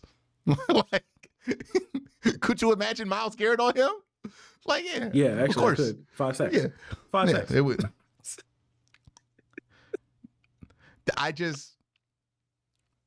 It's not good, man.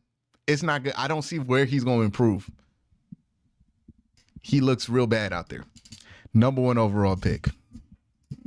CJ Stroud. Traded up for her. Traded up for it.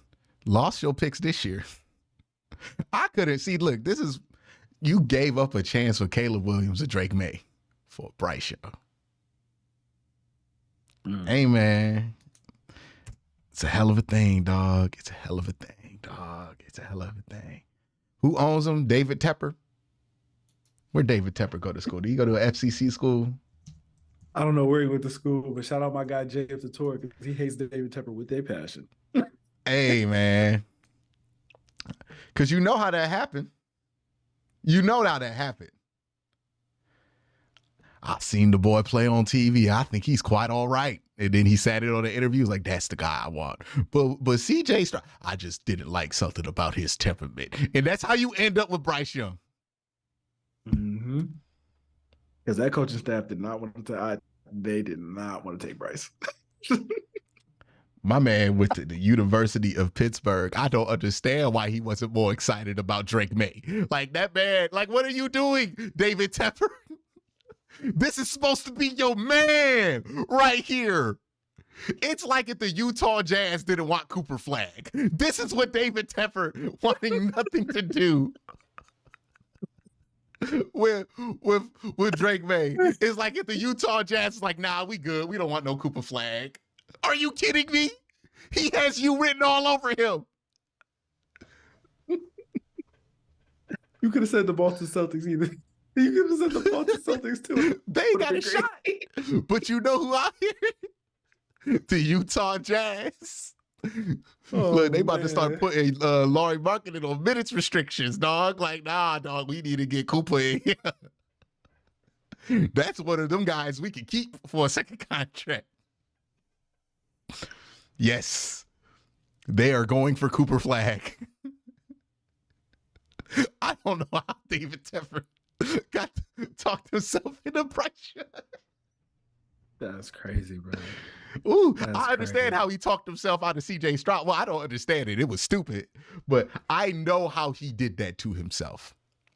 Because a lot of people like David Tepper did that to themselves over the dumbest possible reasons, right? Whenever you hear cognitive tests pop up, that is code for, hey, dog, we have no reason to not be as high on this guy, but we got to make some shit up. So we going to grass up on anything we can find to act like it's not a good idea to draft this dude that we clearly should take number 1 overall. Remember all the shit he used to come up with Cam? Mm-hmm. And who would? The Carolina Panthers, right? Looking for every reason to take Jake Locker. Okay, like, why don't we just take that Blaine Gabbert? Because Cam is inevitable, right? It took Cam taking a terrible Auburn team to the SEC, to the national championship by himself and winning it. And this man still had to entertain questions about if he's better than Blaine Gabbert, who did nothing at Missouri. Like, nah, man. Nah. Hey. Y'all stuck with that one, dog. Ooh, that's a rough one. That's a rough one. Maybe they'll get a Cooper Manning or whatever. Like, I don't know. No, that's one of them decisions. That's one of them decisions that get everybody fired, except for the dude who made it. That's the crazy part. Everybody about to get fired because of a decision David Tepper made. Can't fire yourself. And I know people like, you don't know Quincy. And I know people gonna be in the comment, Quincy, you don't know if it was David Tepper. Yeah, I do. Yeah, I do. I saw Josh McCown tell CJ, like, we know what happened. You know what happened. Yeah, we know what happened. That coaching staff did not want Bryce, dog. They did not want Bryce. Look, we had the lowdown on this at the beginning of this whole situation. All the football people was thinking like me and Cole. Anthony Richardson, CJ Stroud. Yeah. One of those two. That's who you go with. Let somebody in the sevens pick Bryce Young. But Anthony Richardson, see, they made one of those. Okay. They gonna have another Bryce Young, dog. Tulane got a dude like Bryce Young. Like, ain't no shit to get no Bryce Young. Anthony Richardson. Because literally one of one. CJ Stroud balled against Georgia. Put the team on his back. Those are two dudes. Those are the two. But they made it more difficult on themselves. But let's get back to these disappointments. Buffalo, Chargers, New Orleans.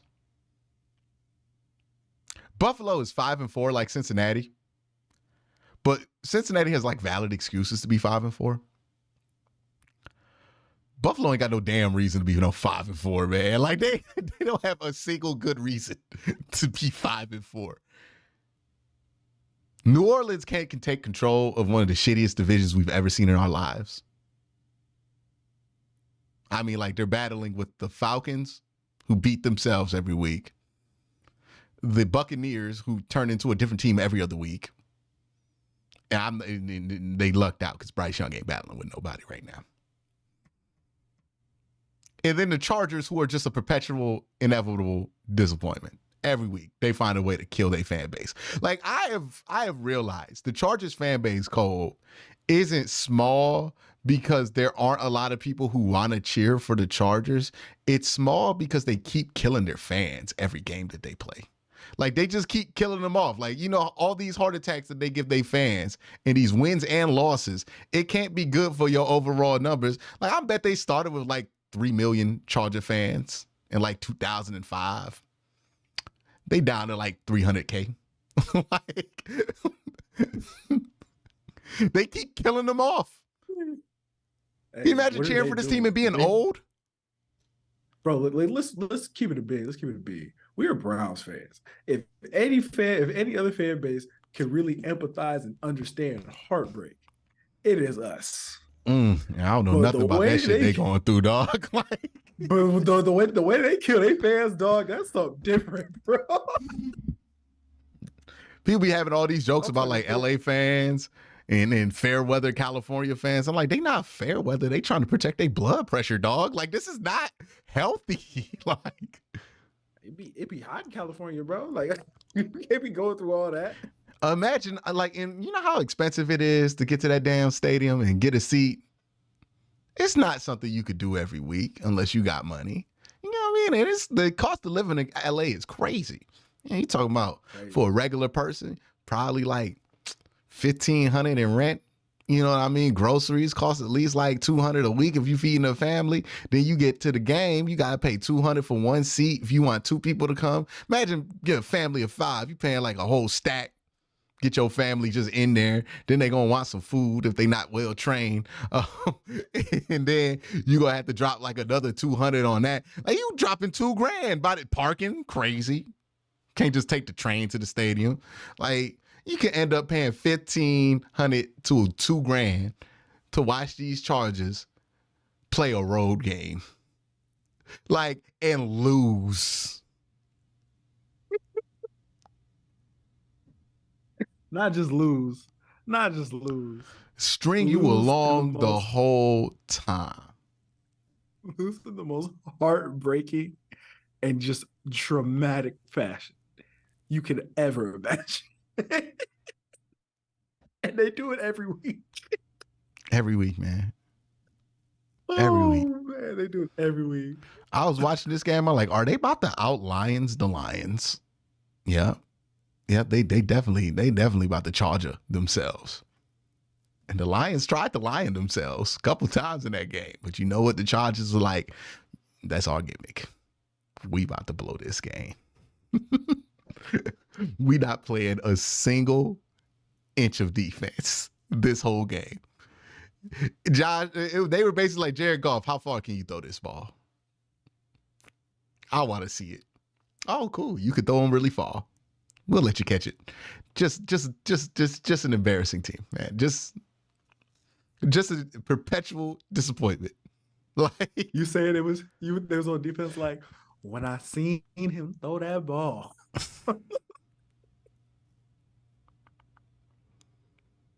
It's crazy. They were on defense like, all right, we off? Like, that's what they was doing the whole game.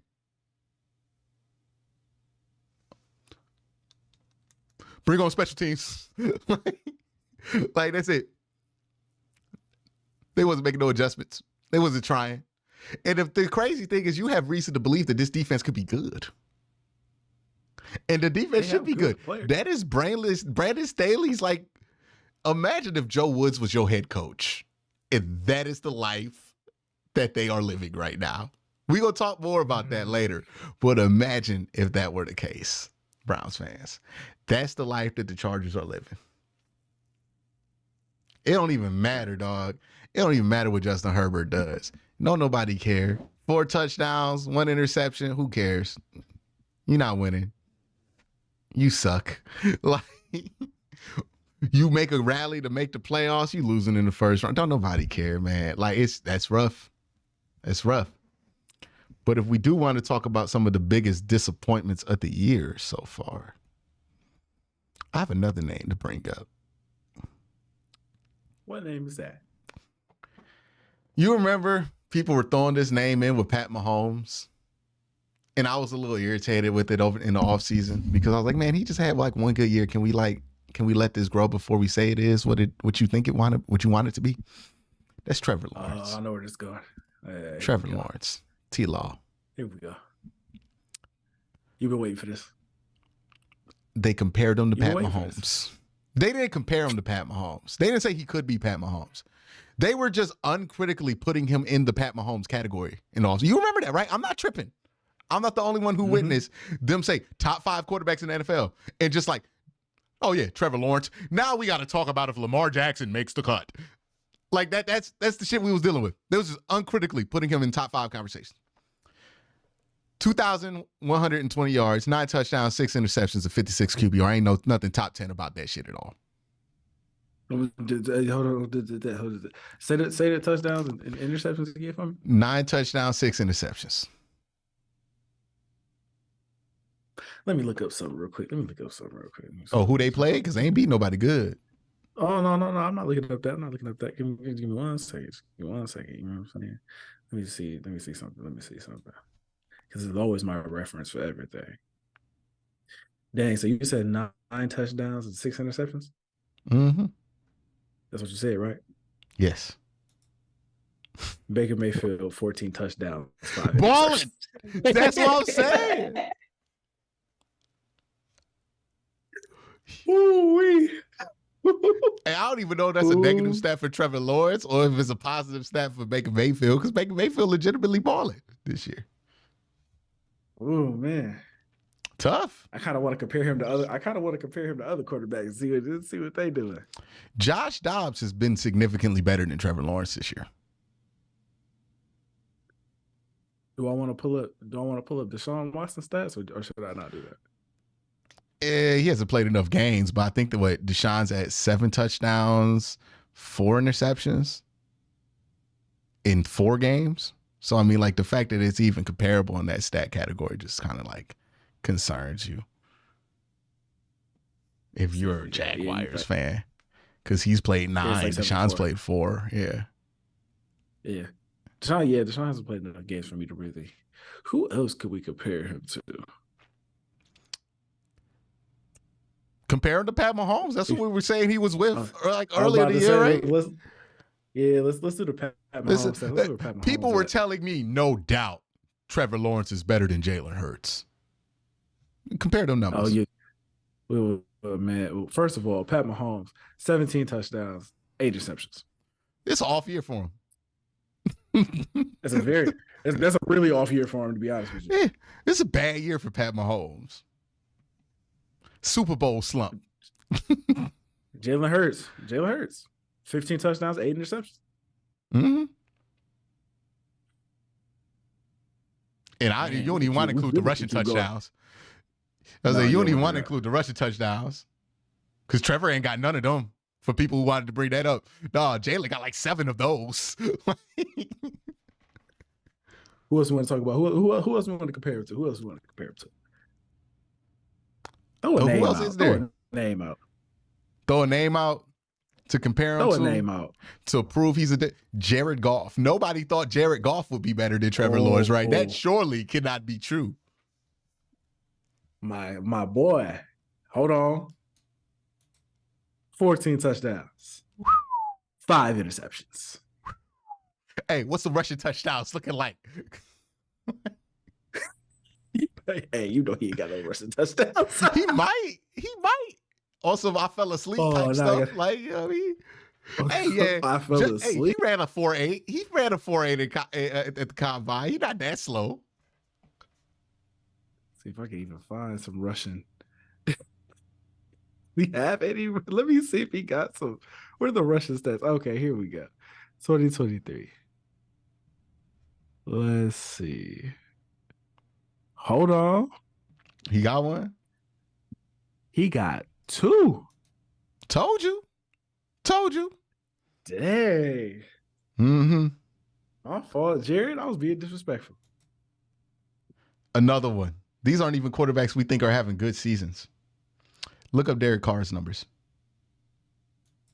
Oh, I don't want to do that, but I'm going to look up Derek Carr numbers. Let's see what we got. Derek Carr. Let's see what them stats looking like. It's going to be crazy. I can already tell. 10 touchdowns, 4 interceptions.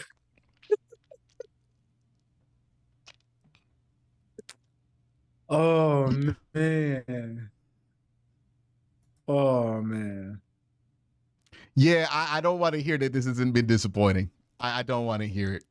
And I want receipts. I want my money back from everybody who hyped him up in the summer when I tried to tell y'all called me a hater. This is my problem, Colb. I get called a hater for having very reasonable takes that people don't want to be reasonable about. All I said, Colb, during the offseason, and I didn't say anything more than this.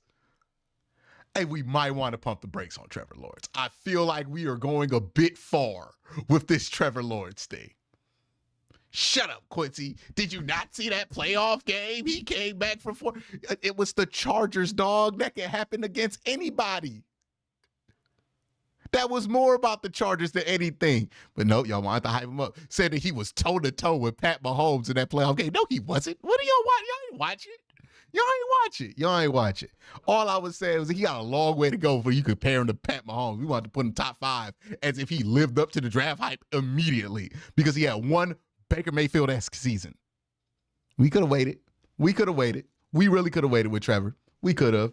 But now we talk about him getting legitimately outplayed by Derek Carr, who sucks this year. Hey, I got another name for you. Sorry to interrupt your rant, but hey, Justin Fields. No way, dog. 11 touchdowns, 6 interceptions. No, stop. Ain't no way that's real. Ain't no way that's real. Ain't no way that's not real. That is not real. I'm about to look right it now. up. That's got to be bullshit. That could And not I be didn't even real. I promise you. I promise you. Is it like 11 Look total at him right now. touchdowns? Let me look it up right here. Dog. Justin Fields. Ain't no way it's passing numbers, dog.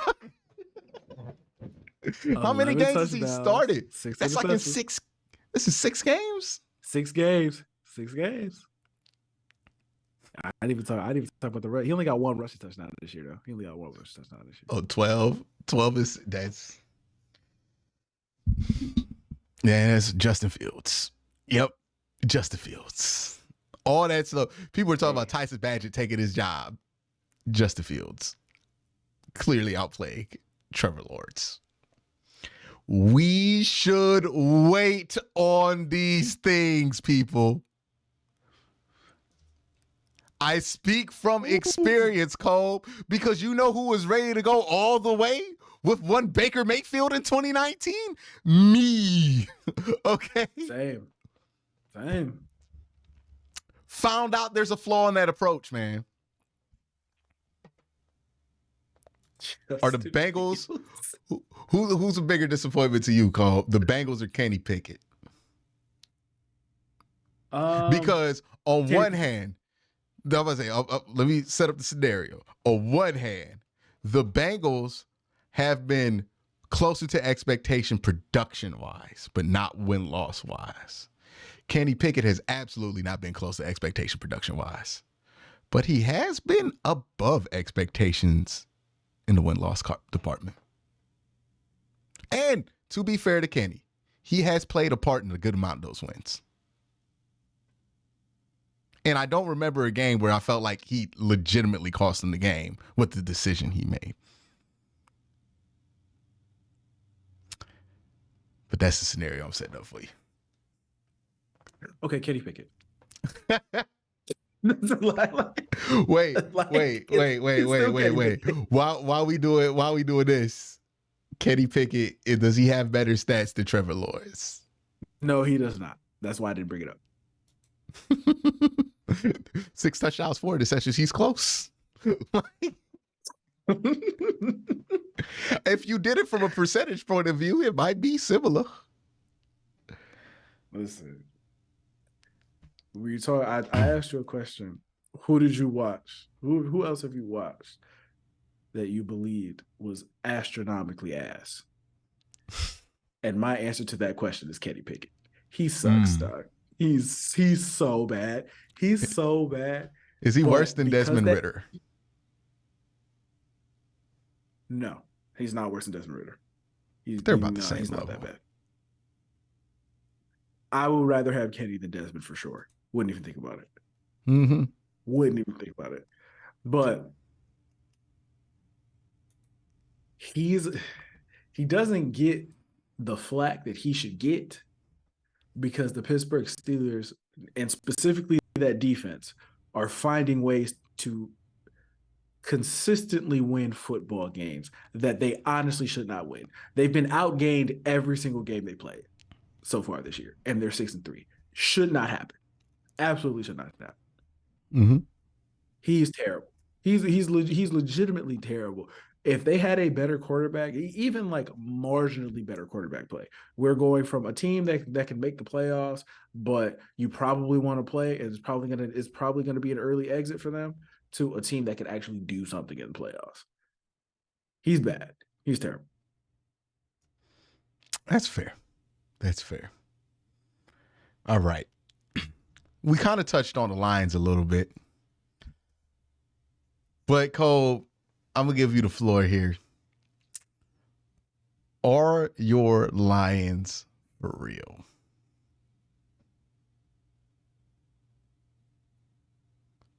I don't know, dog. I don't know.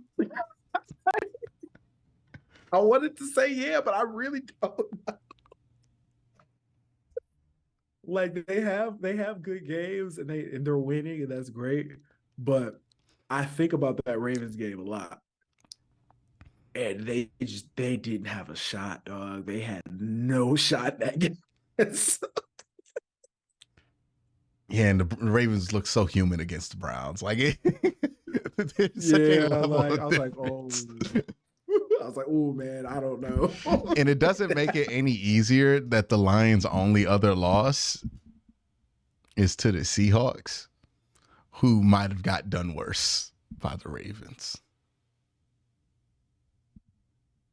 Yeah, man, I don't know.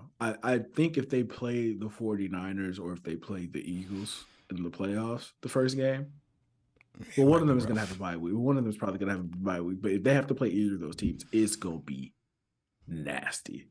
It's going to be ugly. When you if they play any of the other teams in the NFC, I think they could win. You know who they playing? You know who they playing, Cole? The Cowboys. Ooh. Yeah, Cowboys ain't winning their division. I forgot they about playing the Cowboys. Yeah, the Cowboys. Yeah. The Cowboys going to do them dirty. Nah, they not. Detroit will win that playoff game against the Cowboys at home. I'm putting my mark in the sand right here. If Detroit plays the Cowboys, they will win.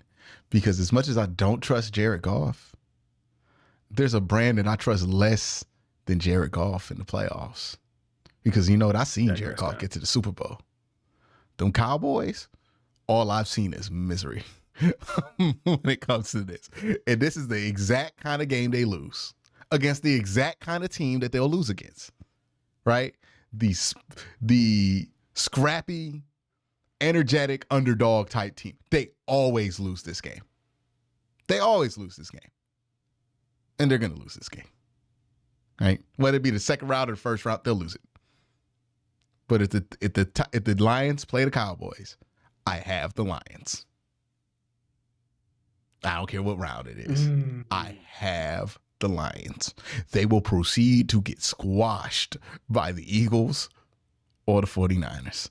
But I have the Lions. Because this is the feel-good story, and don't nobody lose to the feel-good team like the damn Cowboys, right? Like, they are the one. This ain't got nothing to do with X's and O's right now. This got everything to do with how I know this going to flow. They don't tell me right now, Cole, who loses that game to the feel-good team in the NFC all the time. There's two teams, and the Falcons ain't making the playoffs. That's definitely the case. And Kirk Cousins is gone. There is one person left to take that L. It is the Dallas Cowboys. In Detroit, in front of everybody, because Detroit won that division. Oh yeah. If they play Detroit at Detroit, 100% go lose that game. Ain't no way they playing them in Dallas. Yeah, nah, because unless the like Vikings 2 games back. Unless the Vikings come out of nowhere and win the division, which they're not going to do, they're 100% play that game in Detroit. But the Vikings already got like 5 losses, right? So they're 3 games back? No. Are they 4 losses? I don't even know I think they might be 3. No, they more than 3. 6 and 4. Oh, they're 6 and 4. I don't know why I thought they were 6 and 3. Okay. They still got a shot. They're 2 games back. It's not like the Lions play anybody in them too.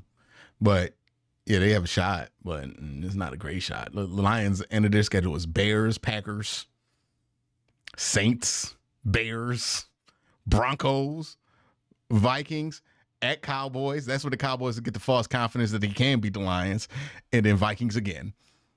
So at least they get 2 against Detroit where they can determine it. But let me tell you something, man. If Detroit plays the Cowboys, Detroit winning that game. I believe you. Mm-hmm. I believe you. And it's gonna be hilarious because we're like, damn, dog, you got Kirk Cousins by Jared Goff. But who would you rather have, Jared Goff or Kirk Cousins? Jared Goff, because he's healthy and younger. Assume both of them are healthy. Just to take the health out of it. Oh, Jared Goff, because he's younger. Peak of their powers. Peak at their powers is a crazy term for these two. Listen, I'm just saying. Jared Goff, because you know what? At the end of the day, I think Jared Goff willing to throw that thing downfield. Kirk Cousins scared to death throw that thing downfield when it matters. Like, I'll take the bad Jared Goff interception. If it meant that he gonna push it downfield every once in a while, I can't live with that Kirk Cousins life, dog. You throw a screen on 3rd and 9 for the season, I might kill you. Like, can't do that. Can't live that life.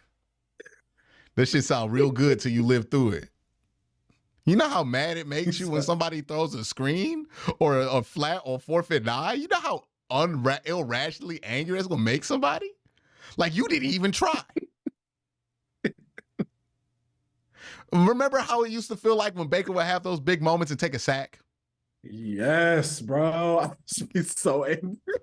Imagine if he didn't have to take a sack and decided to do essentially the same thing and throw to the out. That would, like, you chose a sack, basically. Nah. You know, that would drive me nuts. I can't live with that life. I can live with the bad interceptions because, like, that's just cost playing the fucking game, man. Like, it just is what it is. But you out here scared to make a mistake? Nah, that's gonna drive me nuts. I can't deal with that. I can't deal with that. It's loser best. That's loser stuff. I can't deal with that. But yeah, man, I would rather live that Jared Goff life. We also got to talk about kickers because this is a big week for kickers, man. I believe 5 walk-off field goals, which meant 5 teams, sweet joy of victory, 5 teams, sweet frowns of misery. Like 10 teams in the NFL went through all kind of emotions this week. First time in NFL history. Yeah. Now, Cole, I don't know who I had this in the pregame report thing for, but I put, it's Josh Smith making threes. Oh, I was talking about Jared Goff. I like Jared Goff be throwing the balls, and you be like, damn, Jared Goff is balling. But you also be like, yeah, but it's Jared Goff. And it kind of feel like when Josh Smith making threes. Like, you know what I mean? Like, oh, he balling right now. But you know, the bill will come due for that good 3-point day shooting game he had. Like, he will take bad shots for the rest of the season now because he had that one game. Congratulations. It's like that one game Evan Mobley made 3 threes and he just shot threes for the rest of the season for no reason. It's like, I wish you never made them threes, dog. I wish we never even got into our head that you could do that.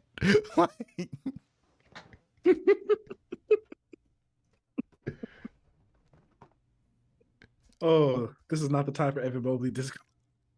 It's not the time. Shout out to Cat, man. Start that. Hey, dog, Cat is crazy. I heard a Timberwolves fan tell me the best thing Cat doing right now is fouling out. Just let Ant-Man do everything. Low key, not wrong. He terrible. He terrible. It's not even the fact that he good and nobody care no more. It's just like, yo, now you're not good no more and nobody care. Well, now people do care because these Cat jokes are hilarious. But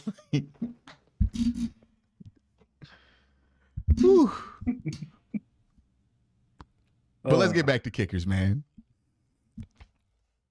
Our boy. Do kickers matter? Absolutely. 100%. How much do you can't be a Browns? Yeah, you can't be a Browns fan to ask that question. You know they matter. I know they matter. I know they're a position on the team that needs to be filled. My thing is just be average. If you're above average, great. Hey, we needed above average kicker play because we just didn't have it at quarterback for a little bit. But now we straight. We could deal with the average game. Like you see Dustin Hopkins. This is what I like about Dustin Hopkins. My man knew exactly when to tune it back down to earth, right? It is no coincidence. He was out of his world the first few weeks of this season, and especially once Deshaun Watson got hurt.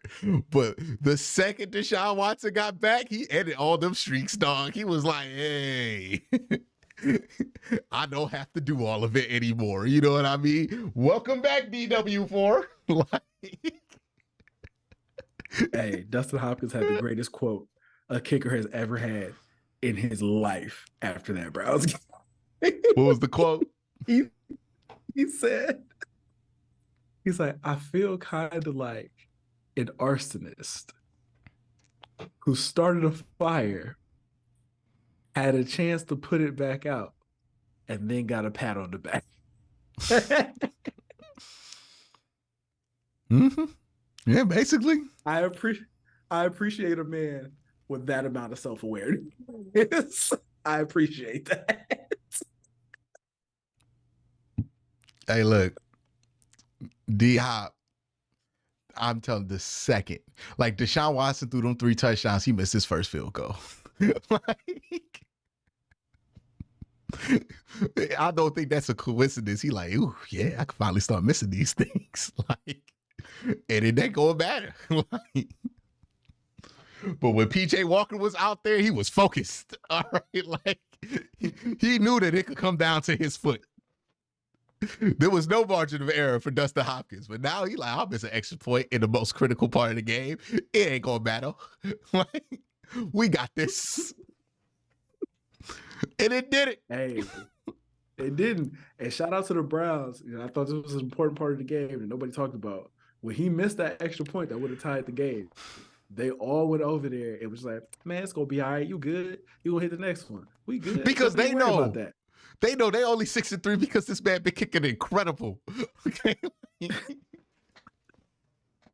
What we gonna do? I remember even the least kicker defending dude you'll ever meet, was like, nah, we need to let that one go, y'all. Like, look, Dustin gonna pay us back.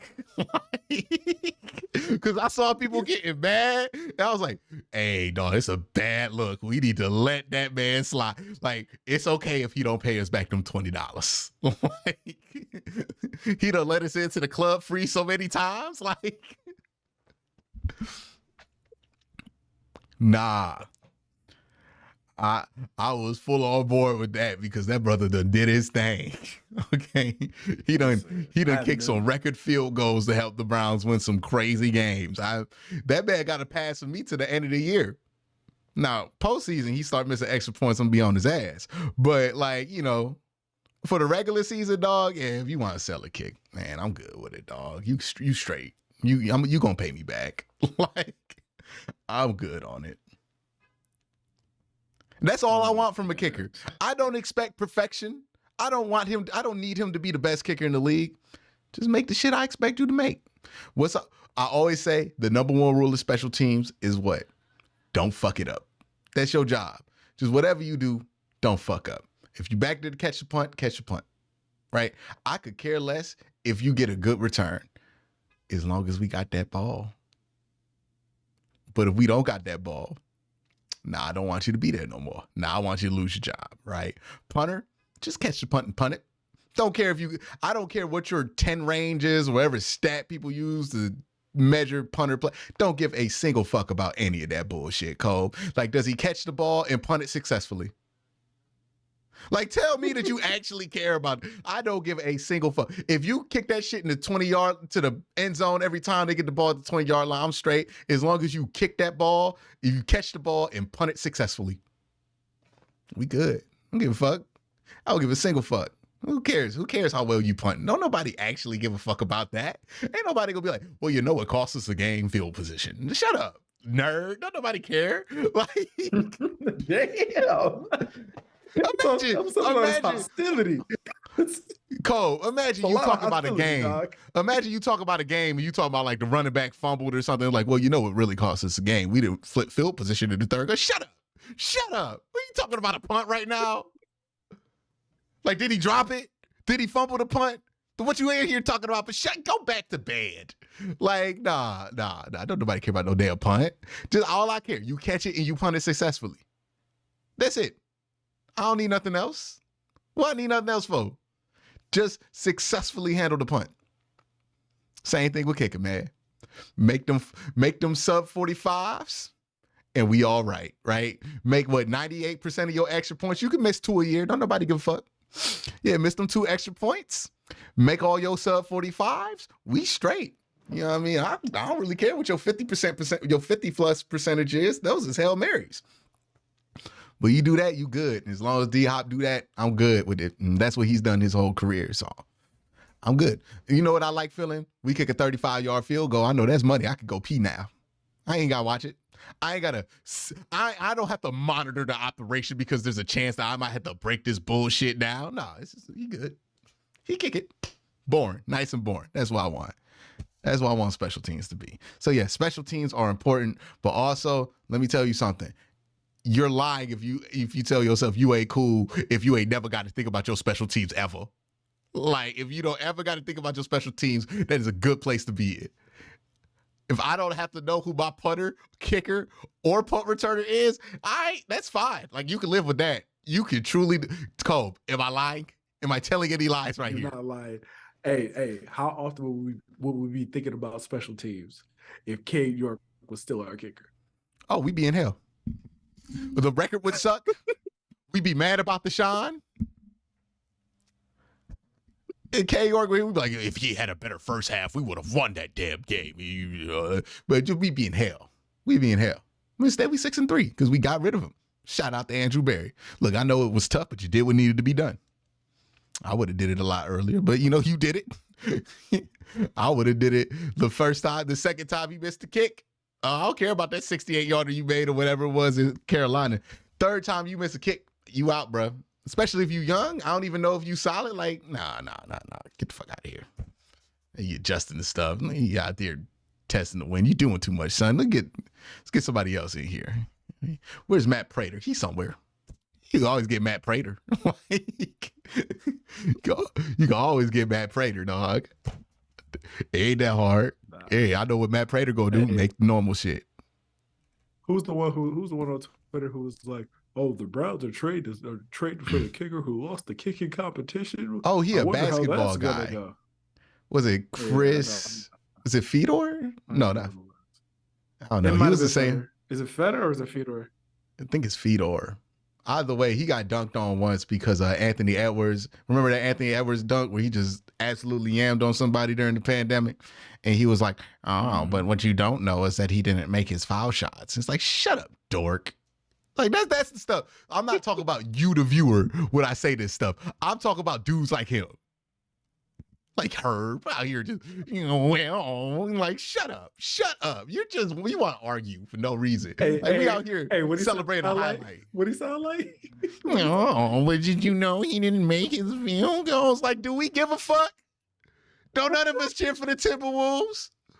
What out here wasting your time to quote tweet that. Everybody else like, look at this incredible fucking dunk that Anthony Edwards did. You're like, no, he didn't make it, he fouled. Shut up. Don't nobody care about that.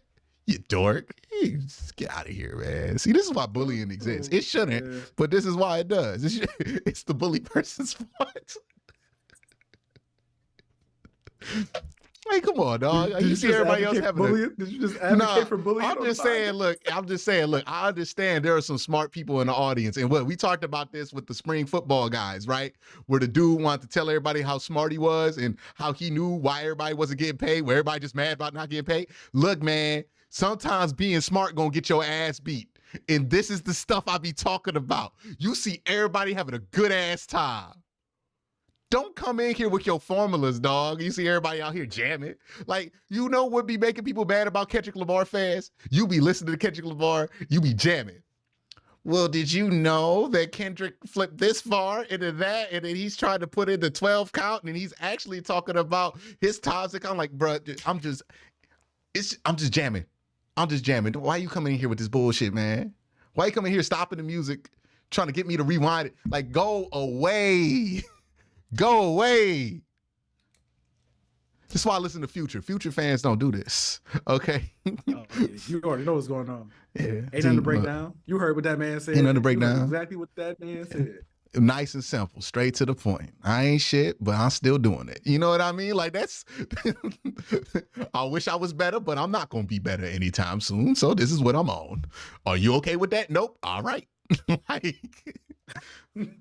these are the consequences of living my lifestyle. Like, yeah, I understand that. I don't need no TikTok about that. See, look, I'm telling you out there, don't be the well actually kid if you out there being the well actually kid. Don't be the dude where everybody out here like this is the most incredible highlight we've ever seen, but you got to be Mr. Contrarian. Don't be the devil's advocate. It's right there in the name. Don't be the devil's advocate. Why you out here advocating for evil? Like, that's what whenever you do that, when somebody else is having a good ass time and you do the Chris Fedor, you are advocating for evil. Please go. Don't do it. Man. Don't do it. Don't be a hipster. Don't be a Mm-hmm. hipster. I don't know try if it's too being a hard to be hipster. different. Yeah, just you ain't gotta let everybody know how smart you are all the time. You could just enjoy shit too. You know what I mean? Like you ain't Shut gotta your let ass everybody up, know man. you smart. You could Shut your just ass up. enjoy some shit every once in a while. You know, everybody jamming, you could jam too. You ain't got to talk about how you smarter than everybody, how you don't listen to this music, and how you actually listen to like who's the smart guy rapper now? Everybody like, what is it? Is it? I don't even know. I don't know. It used to be Logic, but I feel like I'm gonna date myself. I'm like, oh, if I make a Logic joke, he ain't rapped in like years. Like, No, he's been putting out music. I haven't listened in years, but I mean, hey. Yeah. And look, man, I understand how it is. You a smart kid, you a teenager. Look, we used to have a little bit of that in us both, right? We probably had our phases where we were well actually in. But if you ever wonder why your parents act like they don't like you sometimes, that's probably it, dog. You probably doing that shit. So you should stop it. Like, just chill out. Just, Yeah, you know. I'm gonna be real with you. You probably get on their fucking nerves. You should stop that. Look, you used to get on my dad's nerves all the time.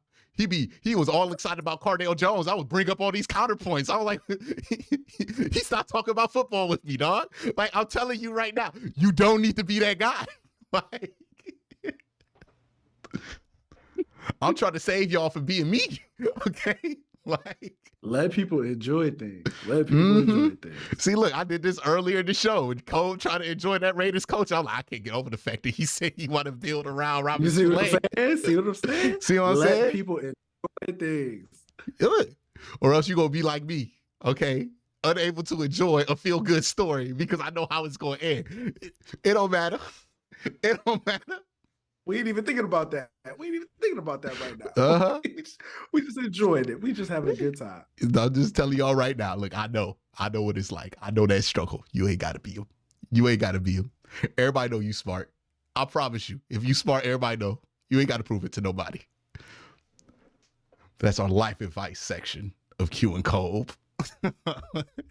Seems like we give one every time. Let's talk about Myles Garrett, this Browns defense. Cole, I've seen you tweet this a couple times. Would you like to talk about the war crimes of one Joseph Woods?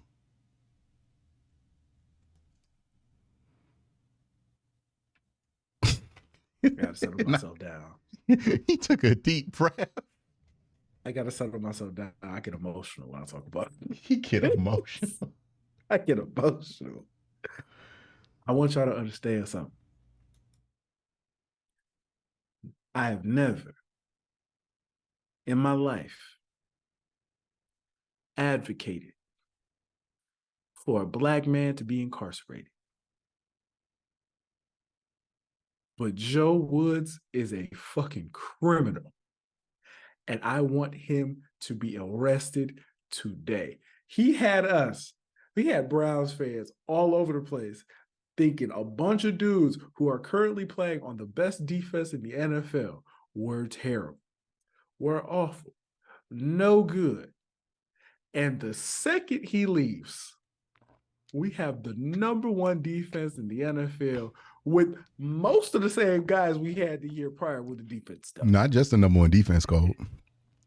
They're talking about this defense being as good as the one that won that Super Bowl with Peyton Manning in Denver.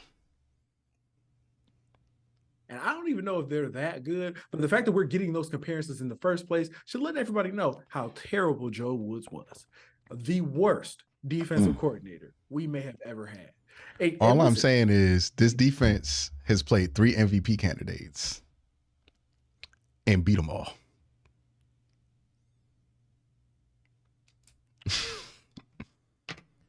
Well, more needs to be said, but we can go beyond the Browns. We can go beyond the Browns when I talk about Joe Woods. You know who else is having a great year this year? Jadeveon Clowney of the Baltimore Ravens. Having a phenomenal season. You think he's top 10 in pressures right now. Phenomenal season for Baltimore. Joe Woods was terrible. Awful. Worst defensive coordinator maybe we've ever had in Cleveland. Quite possibly the worst we've ever had. Hate him. Hate him with every fiber it might be. Hate him. Yeah, like this, I don't know how anybody doesn't see this season as nothing but a complete indictment of how bad that man was at his job.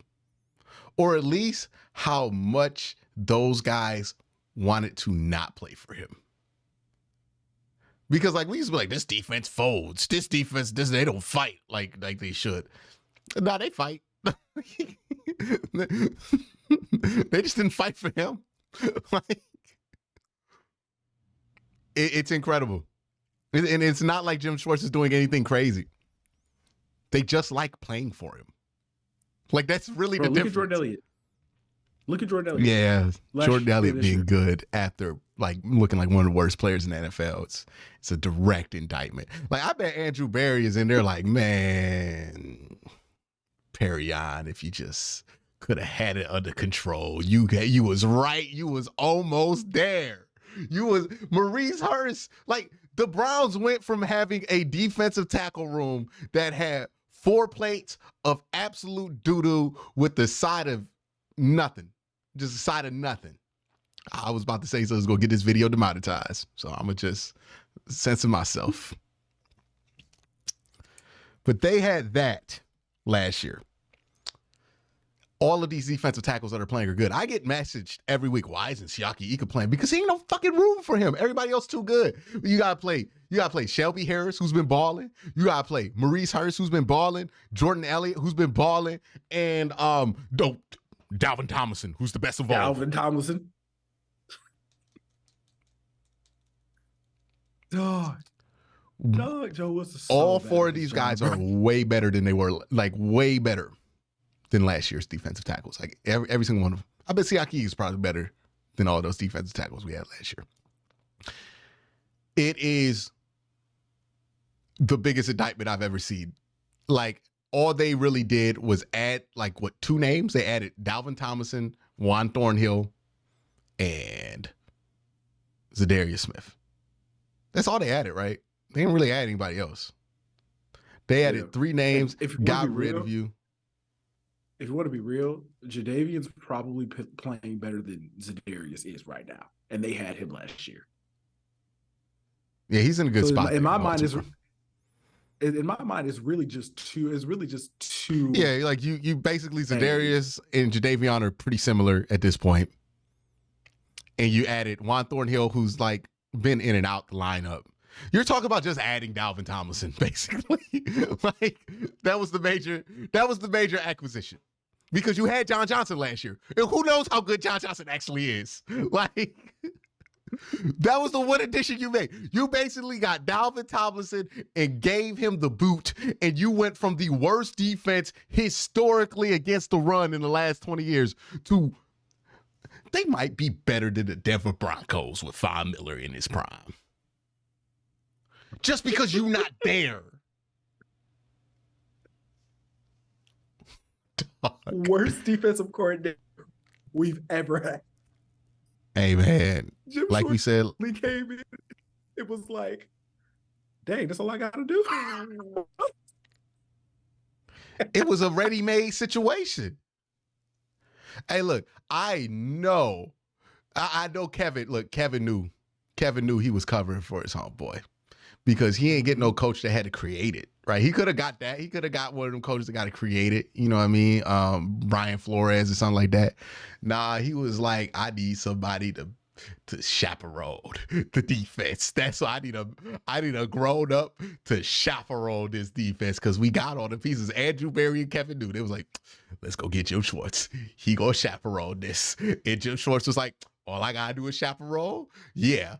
Okay, walked in first day, saw Myles Garrett do some stuff. Okay, gonna be pretty easy here. Like, gonna be pretty. Then he saw all these quarters come. He's like, oh yeah, okay. We just go run man. We gonna do anything else? We might throw some 6. We'll run 2. We'll run 2 every once in a while. Yeah, I mean, we throw some over at him. That's it. That's basically it. That's the playbook. You sure? Yeah. And we go. In the meantime, we gonna learn these jams. We gonna get these daps right. We gonna get these dances. That's what we gonna do. And they got them daps. Oh, They got them man. dances. And they balling. Oh, they got it down. They got it Mhm. down. Hey, look, man, goes back to what we were talking about earlier. Sometimes intelligence is knowing when you don't got to be that smart, right? When a solution does not require you to be a genius. And Jim Schwartz figured that out. I don't got to be a genius to coach this Browns defense. All I got to do is be a chaperone and let Miles and Denzel do the heavy lifting. That's all you got to do. That's really it. You got Myles Garrett on the team. It's not hard to get pressure. Just let him play. That's all you got. If you want to get pressure, just let Myles Garrett play. Move him around every once in a while so he keeps getting one-on-one. That's all you got to do. Your pressure plan ain't, how can I overload the edge and try to confuse them into stunt and twist and see what we could do to confuse the tackle and the bleeding. You ain't got to do none of that strategic shit. You're like, all right, Myles, get in front of the guard. I had to do it. That do it. If y'all just move forward and Myles goes at that guard, we gonna get a pressure. Like that's all he gotta do. It's not difficult. That's Oh my it. God, Joe Woods is a criminal, man. That was all. I bet Kevin was like, all you gotta do is just let this cook. What are you doing, Joe? What are you doing? Look, we talked about this before. I bet Kevin gave him one of those. Brother.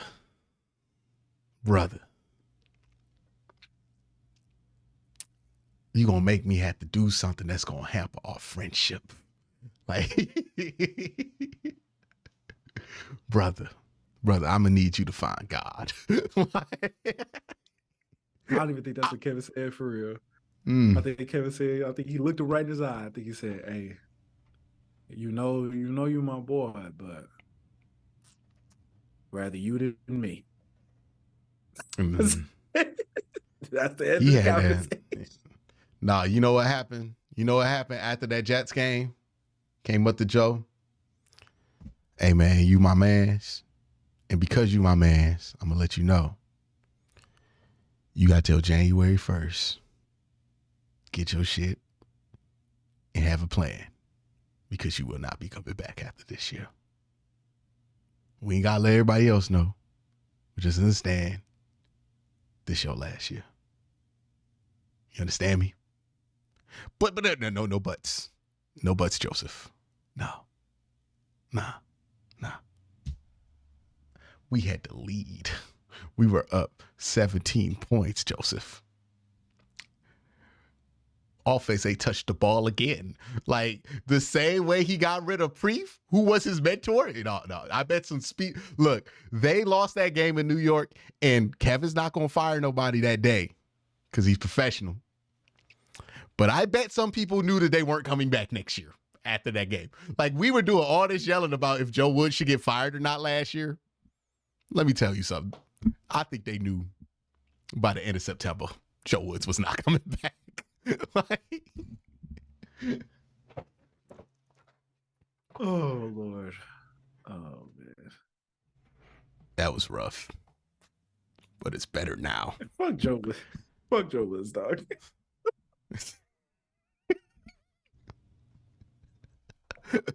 Oh it's man. vulgar. Never again. I'm sorry. You feel more strongly about Joe Woods than I did about Roquan Smith.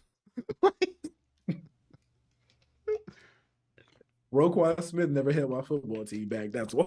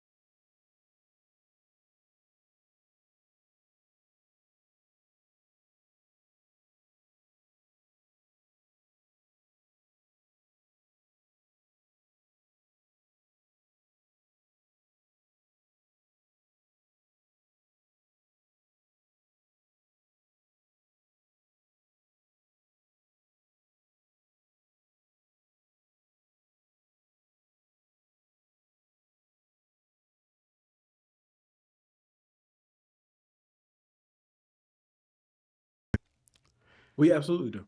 100%. The Browns, before Myles Garrett in the expansion era, had 3 players 3 times get over 10 sacks. Do you know who those 3 players are?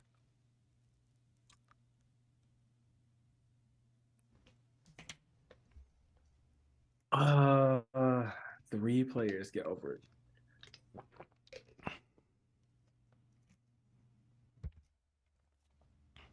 I'm like racking my brain trying to. I'll give you the years.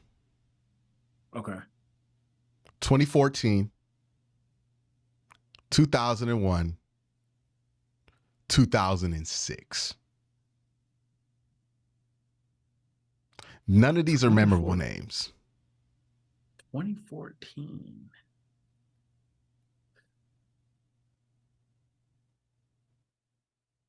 Nah, you have to tell me. I can't. I really can't think. Paul Kruger in 2014. Paul Kruger. 2006, Cameron Wembley. Okay. 2001, Jameer Miller. Yeah, man, I don't want to get that.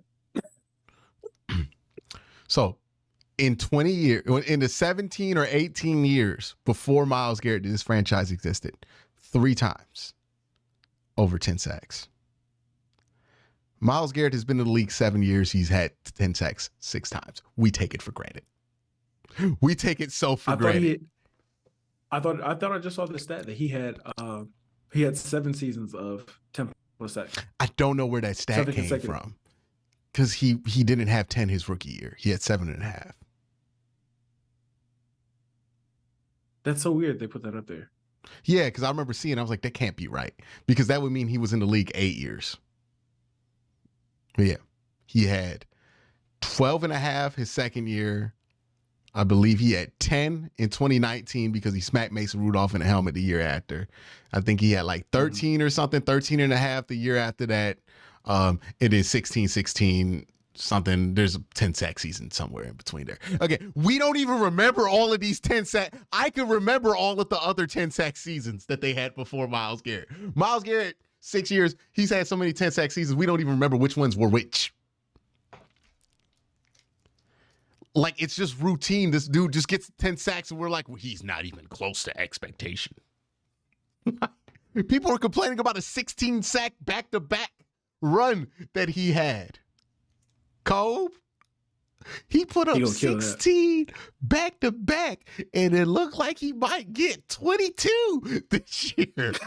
Okay? It's insane. Man. What's he on track to get? Like, he's on track to get like 20? He got a chance. He got a real good chance to get 20. And he played the Bears at home. And let me tell you, this defense is hell at home. Like, on the road, you got a shot. If you a really good team, you got a shot on the road. At home, ooh. It's different. If you don't score on your first drive at the Brown in Cleveland, it is a rap dog. You are gonna have one of those days that the Browns gonna put on a postcard. Like, did you know that we held the Cardinals to 56 total yards? Like, nah. Like, they did this. Here's how crazy it is. They held the Bengals to 150 yards total.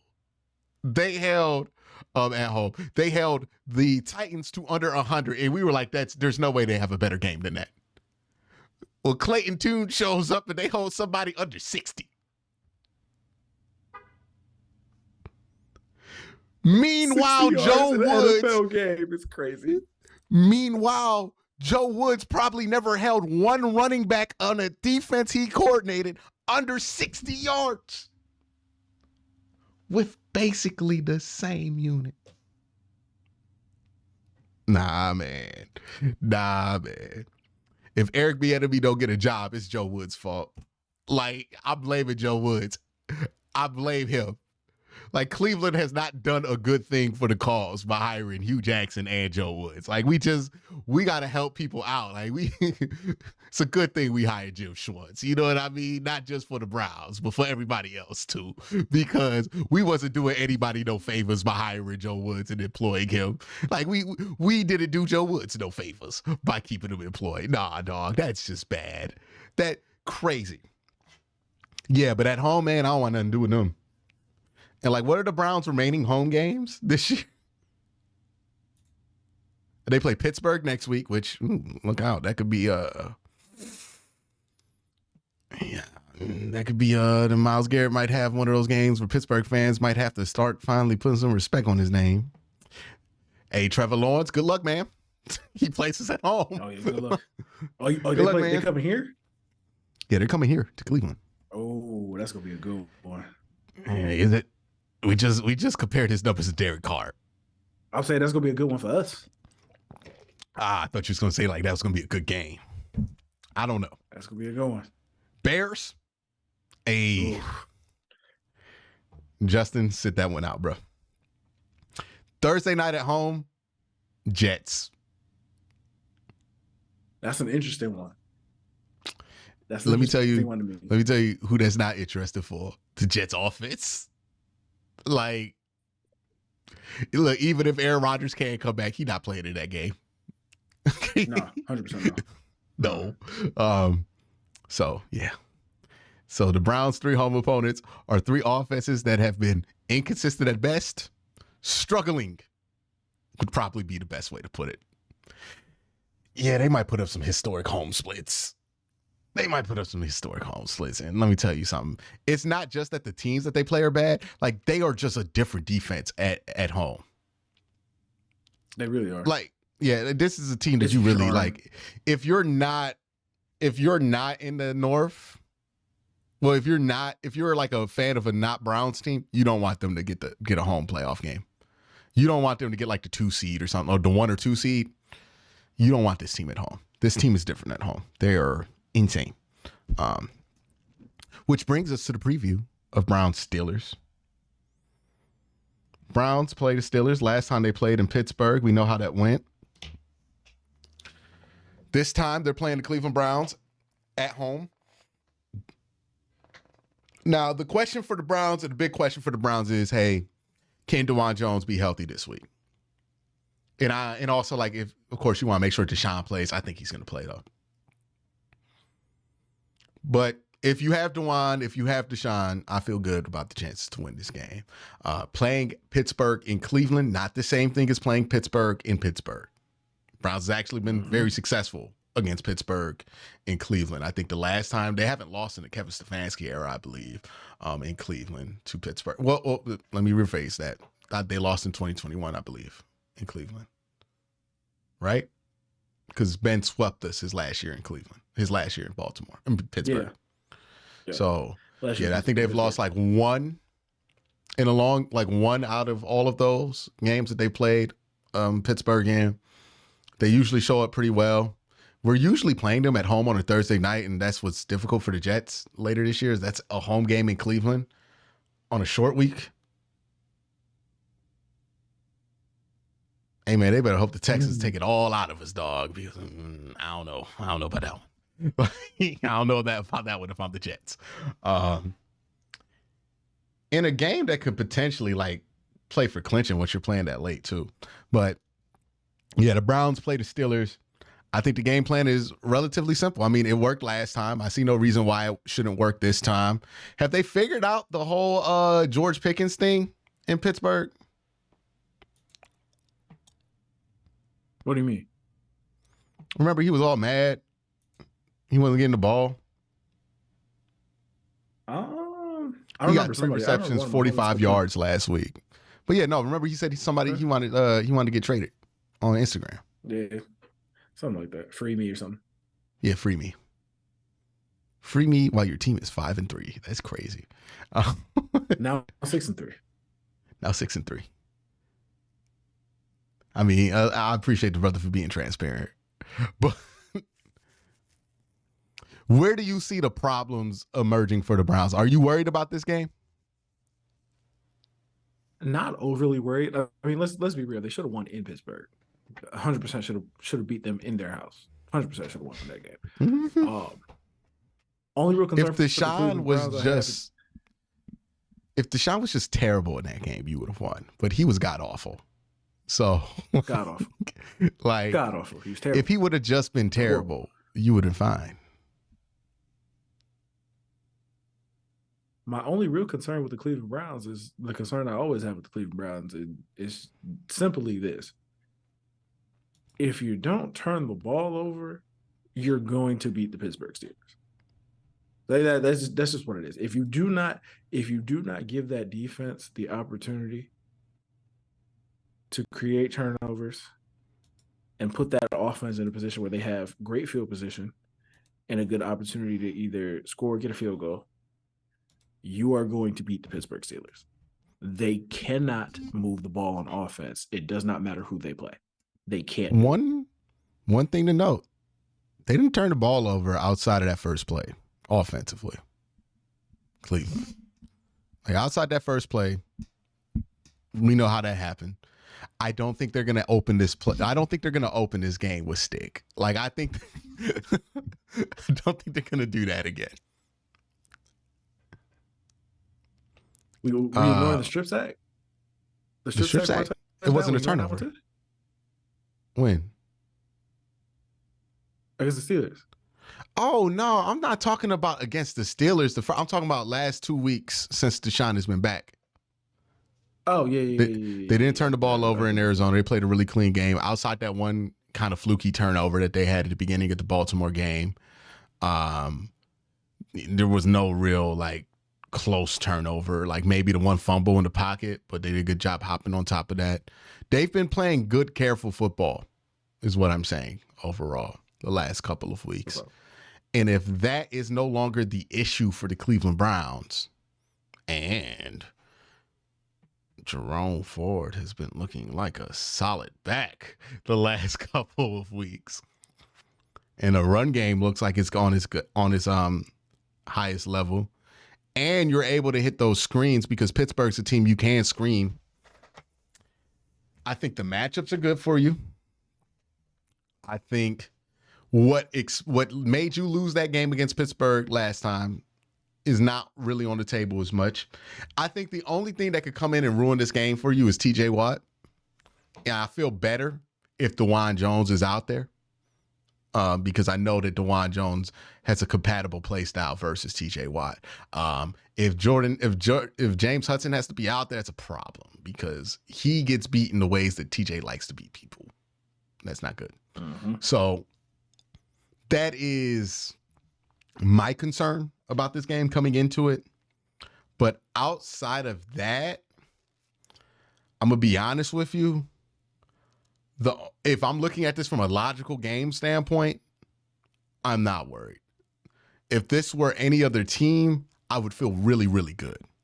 The only thing that gives me any pause is that it's the Pittsburgh Steelers.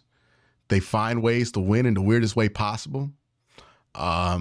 And they do slither into these victories at times. And this is a game that the Browns should win. And those are the games I'll worry about when we got to play Pittsburgh. Like, it's not the ones we need. We usually get the ones we need at home versus Pittsburgh. It's the ones that, like, you should get this one, right?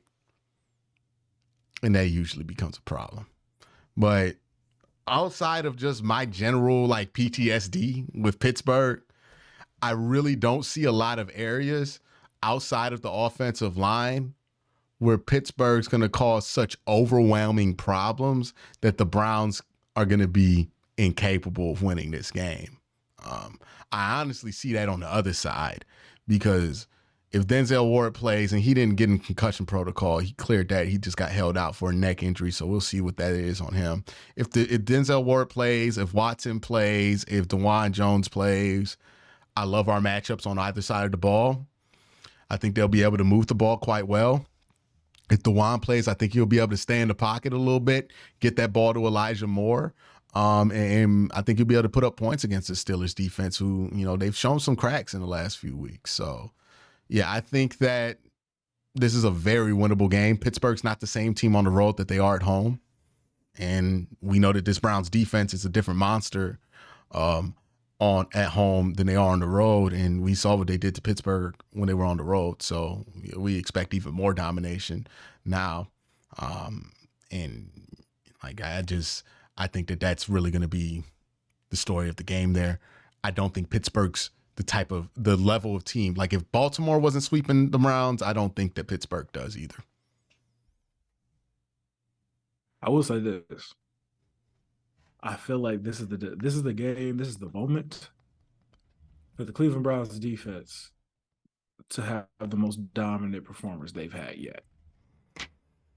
I think to really put to bed the debates and the arguments about who the best defense in the league is, you gotta, when they come in here on Sunday, you just gotta absolutely destroy them.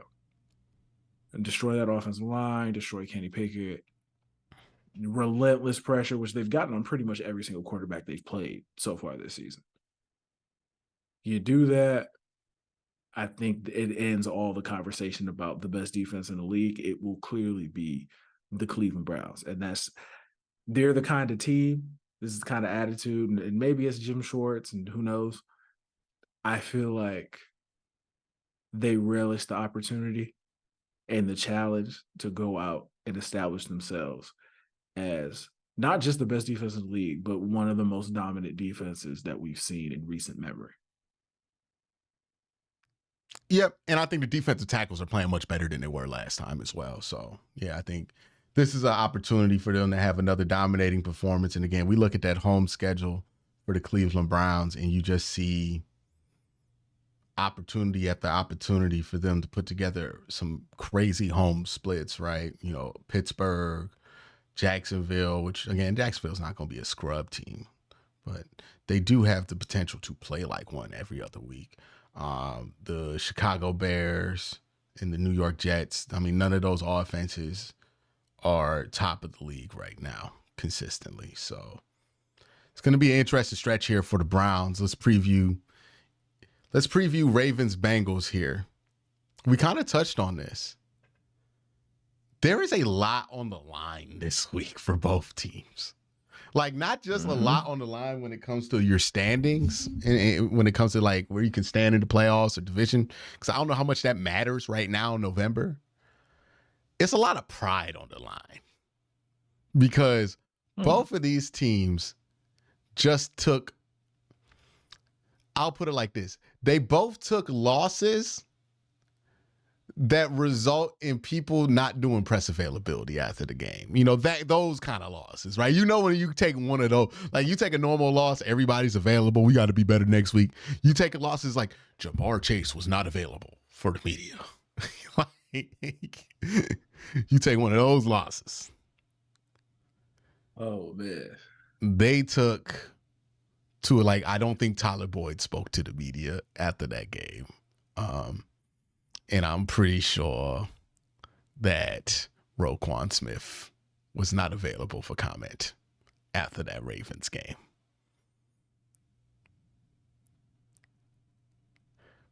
Both took embarrassing losses is what I'm saying.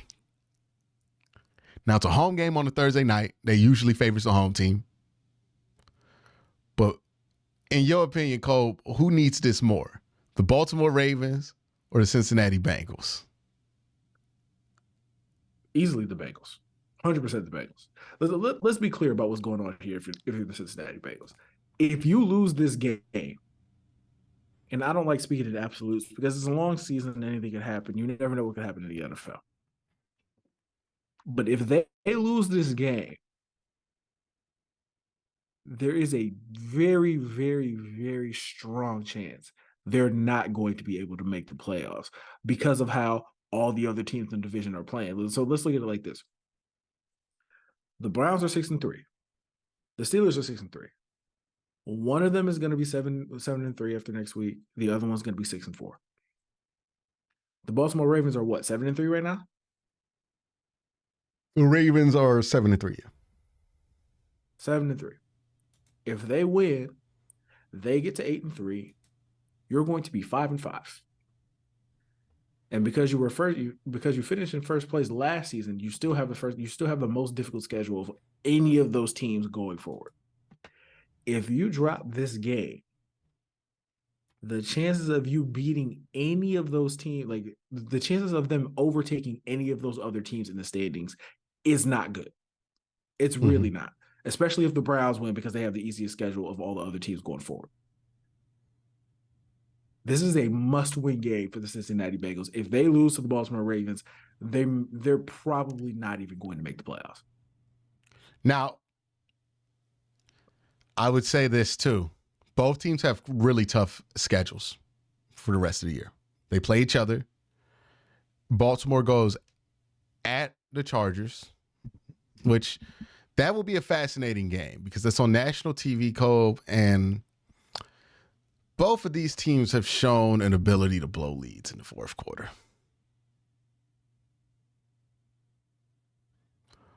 Who will survive? Not their fans. They play the LA Rams at Jacksonville. And then this is the gauntlet. Well, this is these last four of the gauntlet. So at Jacksonville, at San Francisco, and it ain't the old San Francisco that you can get a couple licks off of. This is going to be fully formed Chase Young know the playbook San Francisco in December on Christmas in San Francisco. Then you play Miami and you finish the season off against Pittsburgh. Oof. So, yeah, they're sitting pretty here at 7-3. They dropped to 7-4. Let me tell you, that Chargers game, like we make all these jokes about the Chargers, but let me tell you, the Chargers are definitely a team that can sneak up and get your ass if you're not paying attention. And the Ravens have proven susceptible to that. You know, and next thing you know, you 7-5. You blink an eye, you 7-5. That takes you out of first place. And even if you're Baltimore, let's say that throws you into the wild card situation, you go from hosting a playoff game, maybe hosting most of the playoffs as a 2 seed, to you're playing Pat Mahomes on the road in the wild card. Now it's different for the Bengals because it might not be a chance at Pat Mahomes if they lose both of these games. But let me tell you something. The Ravens don't want to lose this game. Like, I don't think the Ravens can afford to lose this game either. Because that last stretch of 4, when we know that the Ravens have had issues staying healthy, and it's starting to pop up again with Ronnie Stanley getting hurt, Marlon Humphrey hurt again.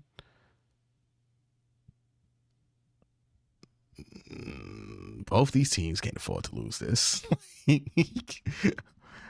And I think it's the equal amount for both teams. Like, I think it's easier to make that case for the Bengals, but the Bengals know that they play better later in the year. They got Joe Burrow. They feel like he's going to be healthy for the rest of the year. They're going to be all right. They still got their left tackle, QnCOLB. Like, if they lose this game, they'll probably still have their left tackle. They don't have their left tackle. And that didn't look like a good injury when he went down. I've heard as extreme as like Marlon Humphrey might have an Achilles injury. He might be out for the year again.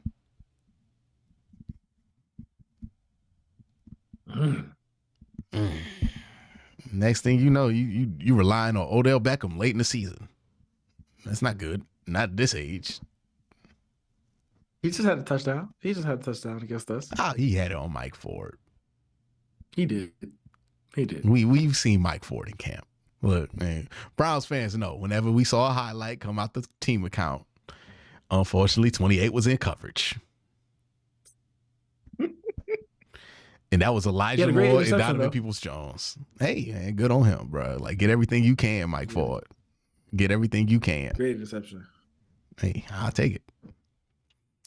But yeah, both these teams, like, it's incredible. This went from this could go from, and like the swings in the AFC North is crazy. It went from, okay, the Bengals and the Ravens are going to battle for first place, and that's going to dictate who's the dominant team. And then the Browns and Steelers are going to battle for who's going to have the upper hand in the wild card. That's what this was looking like 2 weeks ago. It is now looking like, hey, man, both these teams are fighting for their lives, and whoever wins or loses that Browns-Steelers game might be all right. Like, either way. NFL, man, it's crazy. It is crazy to me. It is crazy. Hey, man. We either going to see like, both Joe Burrow and Lamar Jackson had a bad game. So, this might be the most incredible Thursday night football game you've ever seen in your life. Just strap in. Like, I don't know what to predict. I don't know who's going to win this game. All I know it can really predict is it's going to be a good ass time. Hey, since you said that now, watch some tie. It's going to be an exciting tie. Let me tell you. I care less they tied. Like, how funny would it be if the Browns and Steelers and the Ravens and the Bengals both tie? That'd be hilarious. All four of them still in the playoff. But yeah, this is gonna be a ridiculous week. I mean, like, think about it like this: Ronnie Stanley was getting his ass beat by Myles Garrett. And Pat McCarry had no answers. And it's like you only get 3 days rest and you got to go up against TJ Watt now?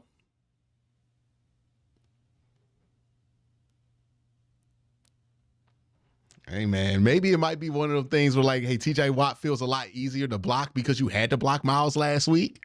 But I don't know, but that's like going from 100 miles per hour to 98. I don't think it's going to slow down that much.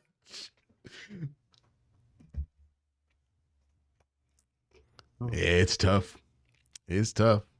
Now, to be fair, Pat McCarry, I did get this wrong. That's not the light. Pat McCarry played the Ravens played the Browns, so that is a little bit of a different speed. They're going from playing Myles Garrett to Trey Hendrickson and Sam Hubbard, which, I mean, that might be, look, they might have it easier. They might be able to get it better because they're like, you know what, man, this ain't going as fast as last week. Like, is Trey Hendrickson hurt?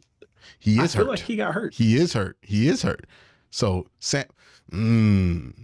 Lamar Jackson Hubbard with time. But on the other side, who's really rushing Joe Burrow?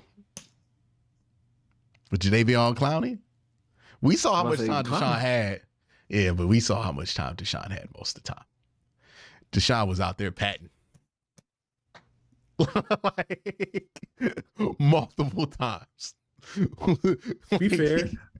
Clowney had a sack. He had a sack. He got his. Yeah, I mean, like, there were a couple plays where they were able to pressure, but most of the time it was Deshaun drops back.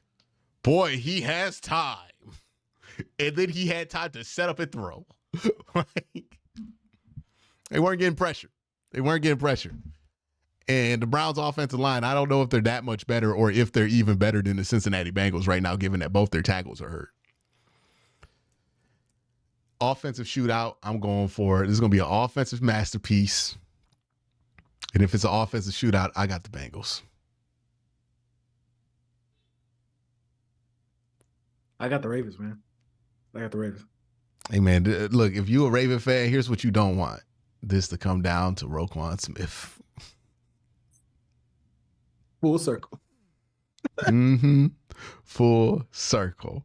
All right. That's the one thing you don't want it to come to is Roquan Smith, because you already know what happens. It's fitting he wears number 0 because he don't really be factored into moments like that. But that's gonna be it for the sports section of QnCOLB. Cole, do we have shout outs this week? Oh, you know we got shout outs. You know we got shout outs. Who we shouting out, man? Hold on, let me make sure I put the list out. Let me make sure I put the list out. You know what I'm saying? Because we definitely look, crazy. I was definitely surprised by the amount of people that made it to the end of the podcast. I was shocked. Yo, shout out! Like, they be listening to all of it. That's our first shout out. Shout out to everybody who listened to the entire podcast. I got to tighten up my act, man. I just be saying anything at the end of these, thinking nobody here. You know what I'm saying? They be checking us in the comments. It's like, well, Quincy, you and Colb said this. And I'm like, oh, Oh, like, damn, you made it to the, okay, all right, my bad, bro. okay. I ain't know. My fault, dog. I thought I was off the clock. Oh, so let me do this. That's crazy. First shout out. Shout out to all the warehouse workers. Yes, sir. And all the union guys and gals. Shout out to all of y'all. There you go. Hey, we got the UAW in chat. Steel Toe Squad. Yep, Steel Toe Squad. We always shout out Steel Toe Squad, but they told us we got to get a little bit more specific. So shout out to the warehouse workers and the union guys and gals. I worked in a warehouse before. Don't miss it. But I had some good times, and I was with some good people. They were smoking cigarettes and Black and Miles and talking like and having a great time. It really was, though. It really was, though. Shout out to y'all, man. It's good. It'd be good people working in the warehouse, man. Shout out to y'all. Let's see. We have my corporate office clique right here. You know what I mean? Can't have a live show, might conflict with the union homies. You know what I mean? But hey, hopefully the collective bargaining is done. You know what I mean? But shout out to all the corporate homies. Everybody asks if this podcast will be available on Apple or Spotify. I am working on that for sure. All my DIY guys, all my IKEA furniture, I'm going to put it together and I'm going to listen to this QnCOLB while I do it to time myself. Shout out to you. By the way, if you are that guy, you got about 5 minutes to go ahead and finish that chair because this show's about to end soon. Hey, real quick. Third shift late night gang. Shout out to y'all, man. Yes. Third shift. Oh, yes. Yes. Yes. Let me tell you, I used to be one of y'all, dog. Used to work the third shift at Wendy's or the Richmond. And let me tell you, I hated everybody who came to that Wendy's. So shout out to y'all, man, because the crew in there is going to be what gets you through it. Also, the podcast going to be in there. Make sure you get the AirPods. Make sure you slip the one in so your employer don't see you with the AirPod in there so you can get us in, get us out, get those sandwiches ready. Look, that shit is hard work. Hey, shout out to when we talk about third shift squad. Shout out to everybody who work at the airport. And I ain't talking about the stewardesses, and I'm not talking about the people who be at the front, who load the luggage. Shout out to y'all. But I'm talking about specifically everybody who be in the plane, unloading the plane, loading the plane. Everybody, they gotta slip their AirPods in over their soundproof little headphone things that they make y'all wear, basically. Y'all with the wands, Everybody that got look, we are uniformly shouting out anybody who has to wear a green highlighter yellow safety vest to work. I don't know what you do. Shout out to all of you. But shout out to you. All right. My highway construction working employees, look, I know everybody mad at you because it's traffic, but hey, look, you got to get that extra lane in there. You got to fix that pothole in there. So shout out to y'all, man. And they driving like 80 miles per hour past you. We have a technician shout out, instrument technician, my man Two Leaf. Shout out to you. William Coltrane says, I'm a 911 dispatcher.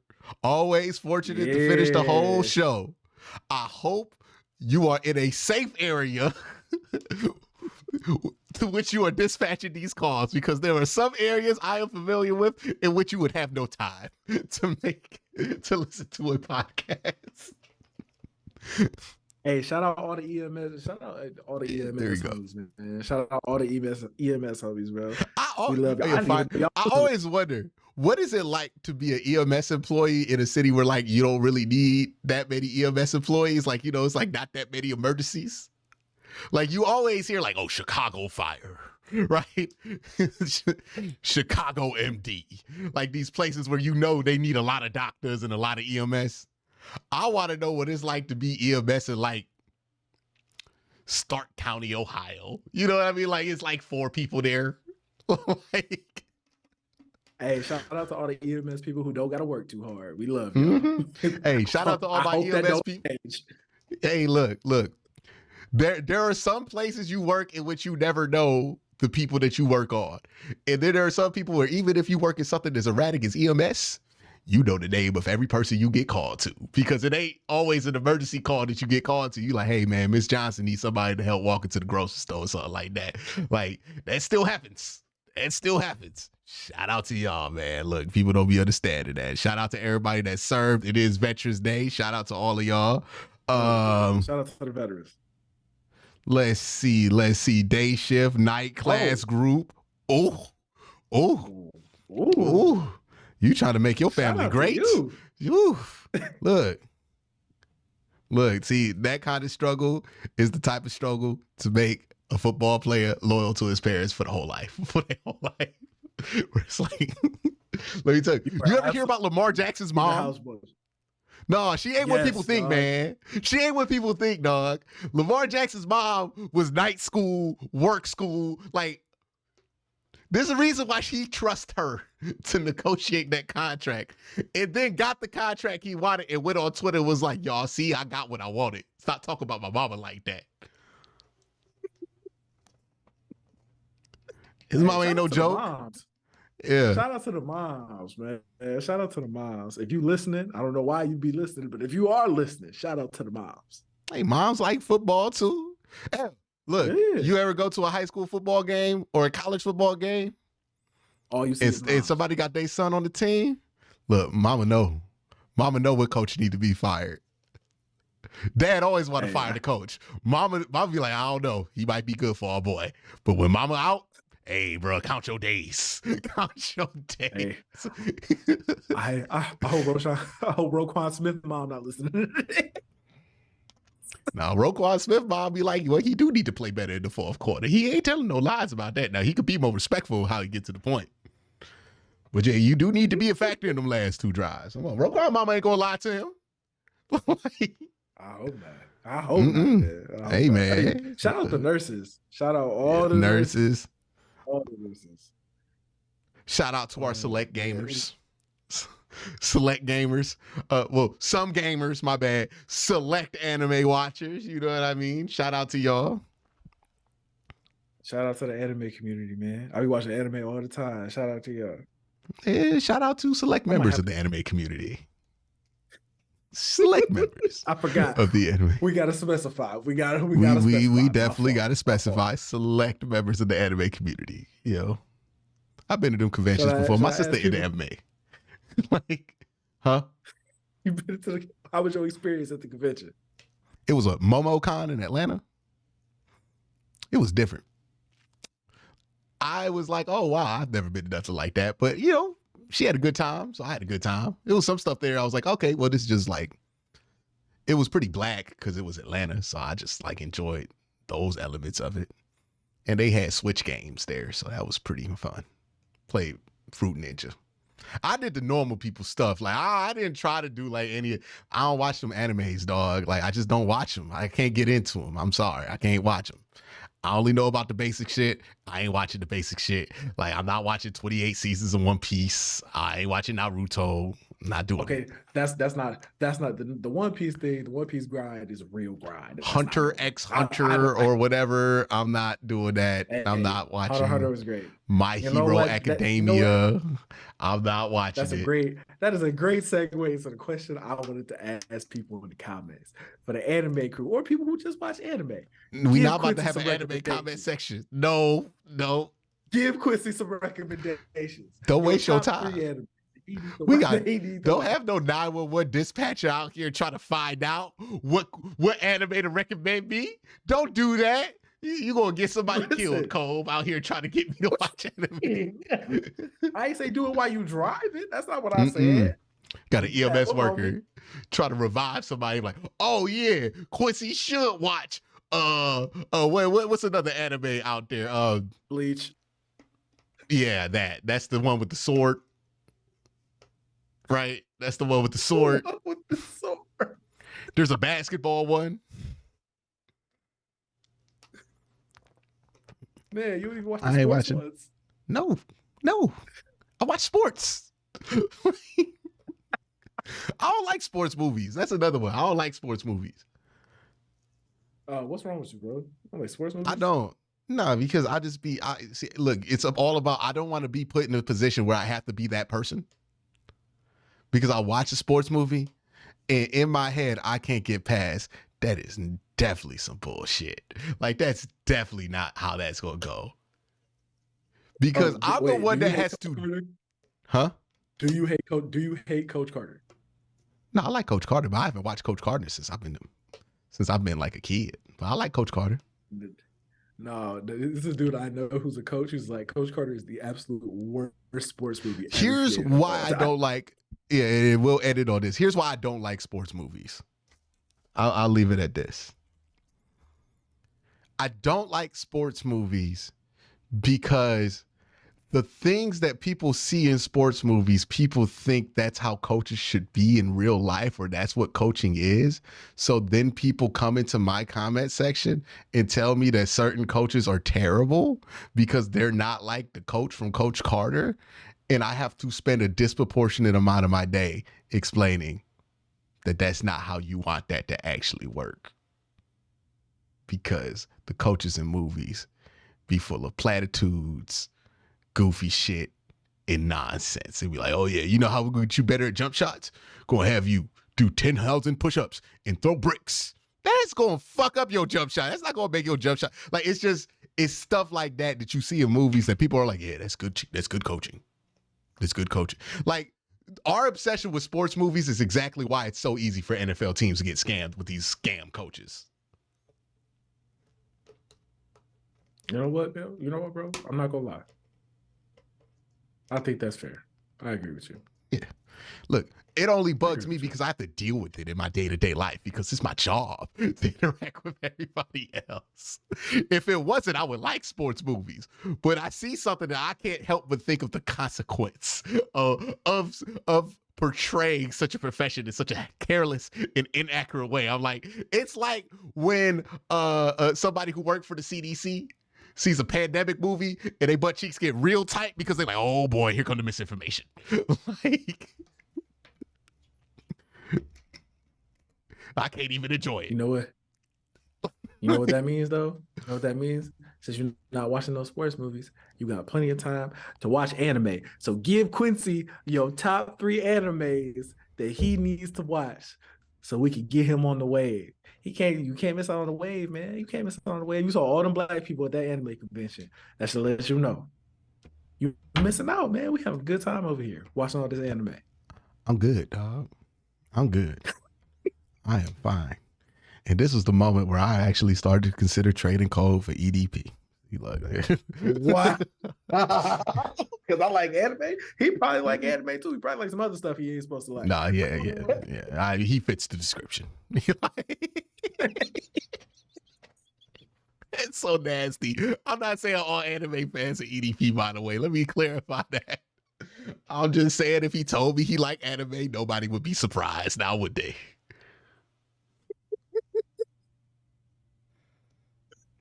Oh man. Not implying that to everybody. Let me make that very clear here. There's plenty of people who watch anime and are fine people. Don't want to lose some subscribers because of you, dog. You about to lose some subscribers because you keep trying to get me to watch this. I'm not ever watching this, man. Fine, give me your recommendations. For what? I watch anime. For anime? Okay, give Cole your recommendations. Yeah, I'm not watching that. The only anime I've ever watched is the Boondocks. Okay, like that's it. Does that count? It has a manga. Top 10. It has a manga. Oh, Yu-Gi-Oh! I watched Yu-Gi-Oh! When I was a kid. Is Pokemon an anime? Yes, it is. Yeah, I wasn't into Pokemon, see? Like, I wasn't that into Pokemon. I was into the games. Not into the Pokemon movies or whatever. Games. Yeah. Everybody. But Yu-Gi-Oh! I used to watch the Yu-Gi-Oh! Show. I ain't gonna lie, that shit was getting cold at the end. Where like he Pegasus and he turned into Yugi, and then he got out the tournament, and then they got the slick little card things where they would just be like, and be fighting to the death. See, that was a good anime right there. Yu-Gi-Oh! Dragon Ball Z, I always thought that shit was goofy. Nah, I always hated the Dragon Ball kids. Dragon Ball, you know why I hated the Dragon Ball kids? Because my mom is Japanese. And they would see my mom drop me off and think I got all the new Dragon Balls. Mm-mm. Nah. Nope. Absolutely not. Was it gonna You know catch what? me? Was it gonna catch Now me that you told watching me anime? that, I get it. Was it gonna catch me? I I get was it. fighting an uphill battle all at the start. What was about to catch me eating no fried rice? It was about to catch me watching no anime. Absolutely not. No. No. I get it. I get Mm-mm. it. I get it. Mm-hmm. Crazy thing, I think all my friends in high school did watch anime. I could not partake. It's like Joe Lewis talking about how he could eat chicken on the train. Like that's how I felt, man. You deprived yourself. I couldn't fulfill a stereotype. Now you gotta watch all these black people watch the anime around. Enjoying it, knowing I would have got my ass fried if I would have watched it. I'm like, oh, RDC World cool now, I guess. That's cool. That's cool. Ain't nobody stopping you. You can enjoy it, man. You ain't gonna get no jokes. You ain't gonna get no I'm jokes. good. Now. I know I ain't gonna get no jokes because I ain't gonna watch them. Like, I've gone past the age where I even regret not doing it. I never did, to be honest with you. I'm just never gonna be an anime guy. It don't appeal to me. It really don't. Like, I like wrestling. I think wrestling is like anime, but like it's the anime that I watch. So that's the anime I watch. I watch pro wrestling. Because you think about it, it's shit's just anime. Tell me John Cena ain't nothing but a real life anime character. That's really what he is. But something about making it a cartoon? Nah, can't do it. Can't do it. Can't do it. Not gonna do it. Absolutely not. Like, don't know what it is. Don't look down on people who do it. Just not for me. Okay, like, don't even waste your time. The little kids approach you because they think you had all the new Dragon Ball. And they were being nice. Like, they weren't even trying to roast me, man. Like, this was when I was in like not kindergarten, like daycare. And they would just be like, oh, yeah, I bet you got that Dragon Ball Z GTX. I'm like, what the fuck is you talking about? I ain't never heard no Dragon. What are you doing? Oh, and then the crazy part was like, I had one of them parents that didn't even let me watch Cartoon Network. Like, oh, that's crazy. Yeah. Yeah, there was no shot I was watching anime, man. Like, that's crazy. Not being able to watch Cartoon Network? No Dexter's Lab? No. I was Nick. I was watching CW sitcoms. So Martin, whatever would come on, the reruns, Girlfriends, Living Single, watched a lot of that. Okay. Reba, shout out Reba. All-time black classic right there. Living Single was great. Living Single was great, dog. Living Single was pretty good. Reba. Where else? Yes, Dear, that would come on. They would mix them in, right? They would have the black sitcoms and the white. Everybody Loves Raymond. They made sure a brother was cultured if you watch the CW. Like, Everybody you Loves learned about Raymond Italians, you learned about the country, you learned about Martin. You know what I mean? Like, look, America would be at a better place if the CW was just more prominent. Because whoever ran that station was making sure we was all together. We put two blocks of the Wayans brothers, Martin, mix in an episode of Reba, Everybody Loves Raymond, bring you right back around with My Wife and Kids. You know what I mean? Like, we was keeping America together. And then at 8 o'clock Central, all new Everybody Hates Chris. I don't know why we stopped doing this. And I feel like the country fell apart the second we stopped watching the CW as a collective. Like, we went from anime to the CW. That's crazy. Look.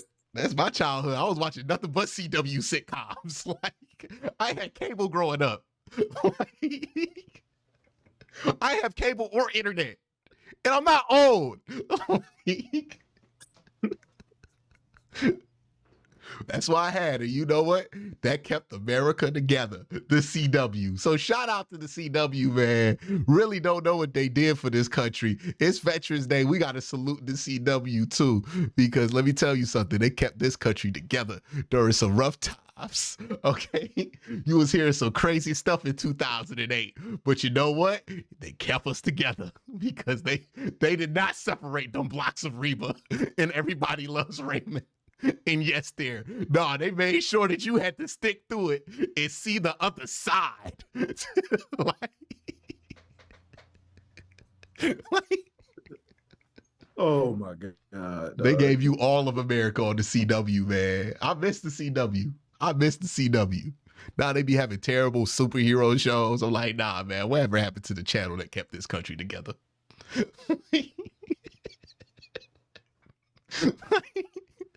Makes television great again.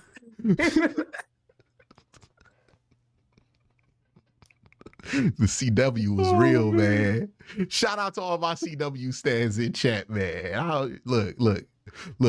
If you know about the CW, like I know about the CW, I know we got something in common. You know what I mean? We have something in common. We could have run the cable, you know. We didn't have TV One. We could have go to TV One or ABC Family. Nah. We couldn't be segregated like that. We had to be together and be on channel. Was it 55? It was 55. It was definitely 55. Channel 55. If you wanted to watch the shows that you wanted to watch right after school, I'm telling you, we need to bring that back, man. Hey, shout out to Tubi. All right, that's the new CW. Hey, we are not shouting out Tubi. We are not doing that. Do you know what's on there, dog? Do you know what's on Tubi? We are not Don't watch none of the originals. Don't watch none of the originals. We're not shouting out Tubi under any circumstance. They got any good animes on Tubi? They ain't got no good nothing on. What you mean? They got Stop the Yard. All right, man. Y'all have a great day. Have a good night. And let me know, what was your favorite CW sitcom, man?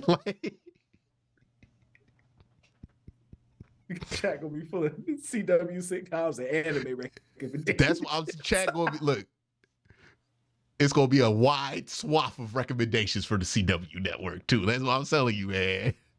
America, the America I know, watch CW. Okay. I don't know what the rest of y'all was doing, but the America I'm familiar with, we was on that CW. Okay. Had some crazy blocks of television, dog. You be watching My Wife and Kids, get an episode of Martin. Next thing you know, you watching Reba. Next thing you know, a two-parter from Everybody Loves Raven, and then you back at it with another episode of Martin. Like, just loved it, dog.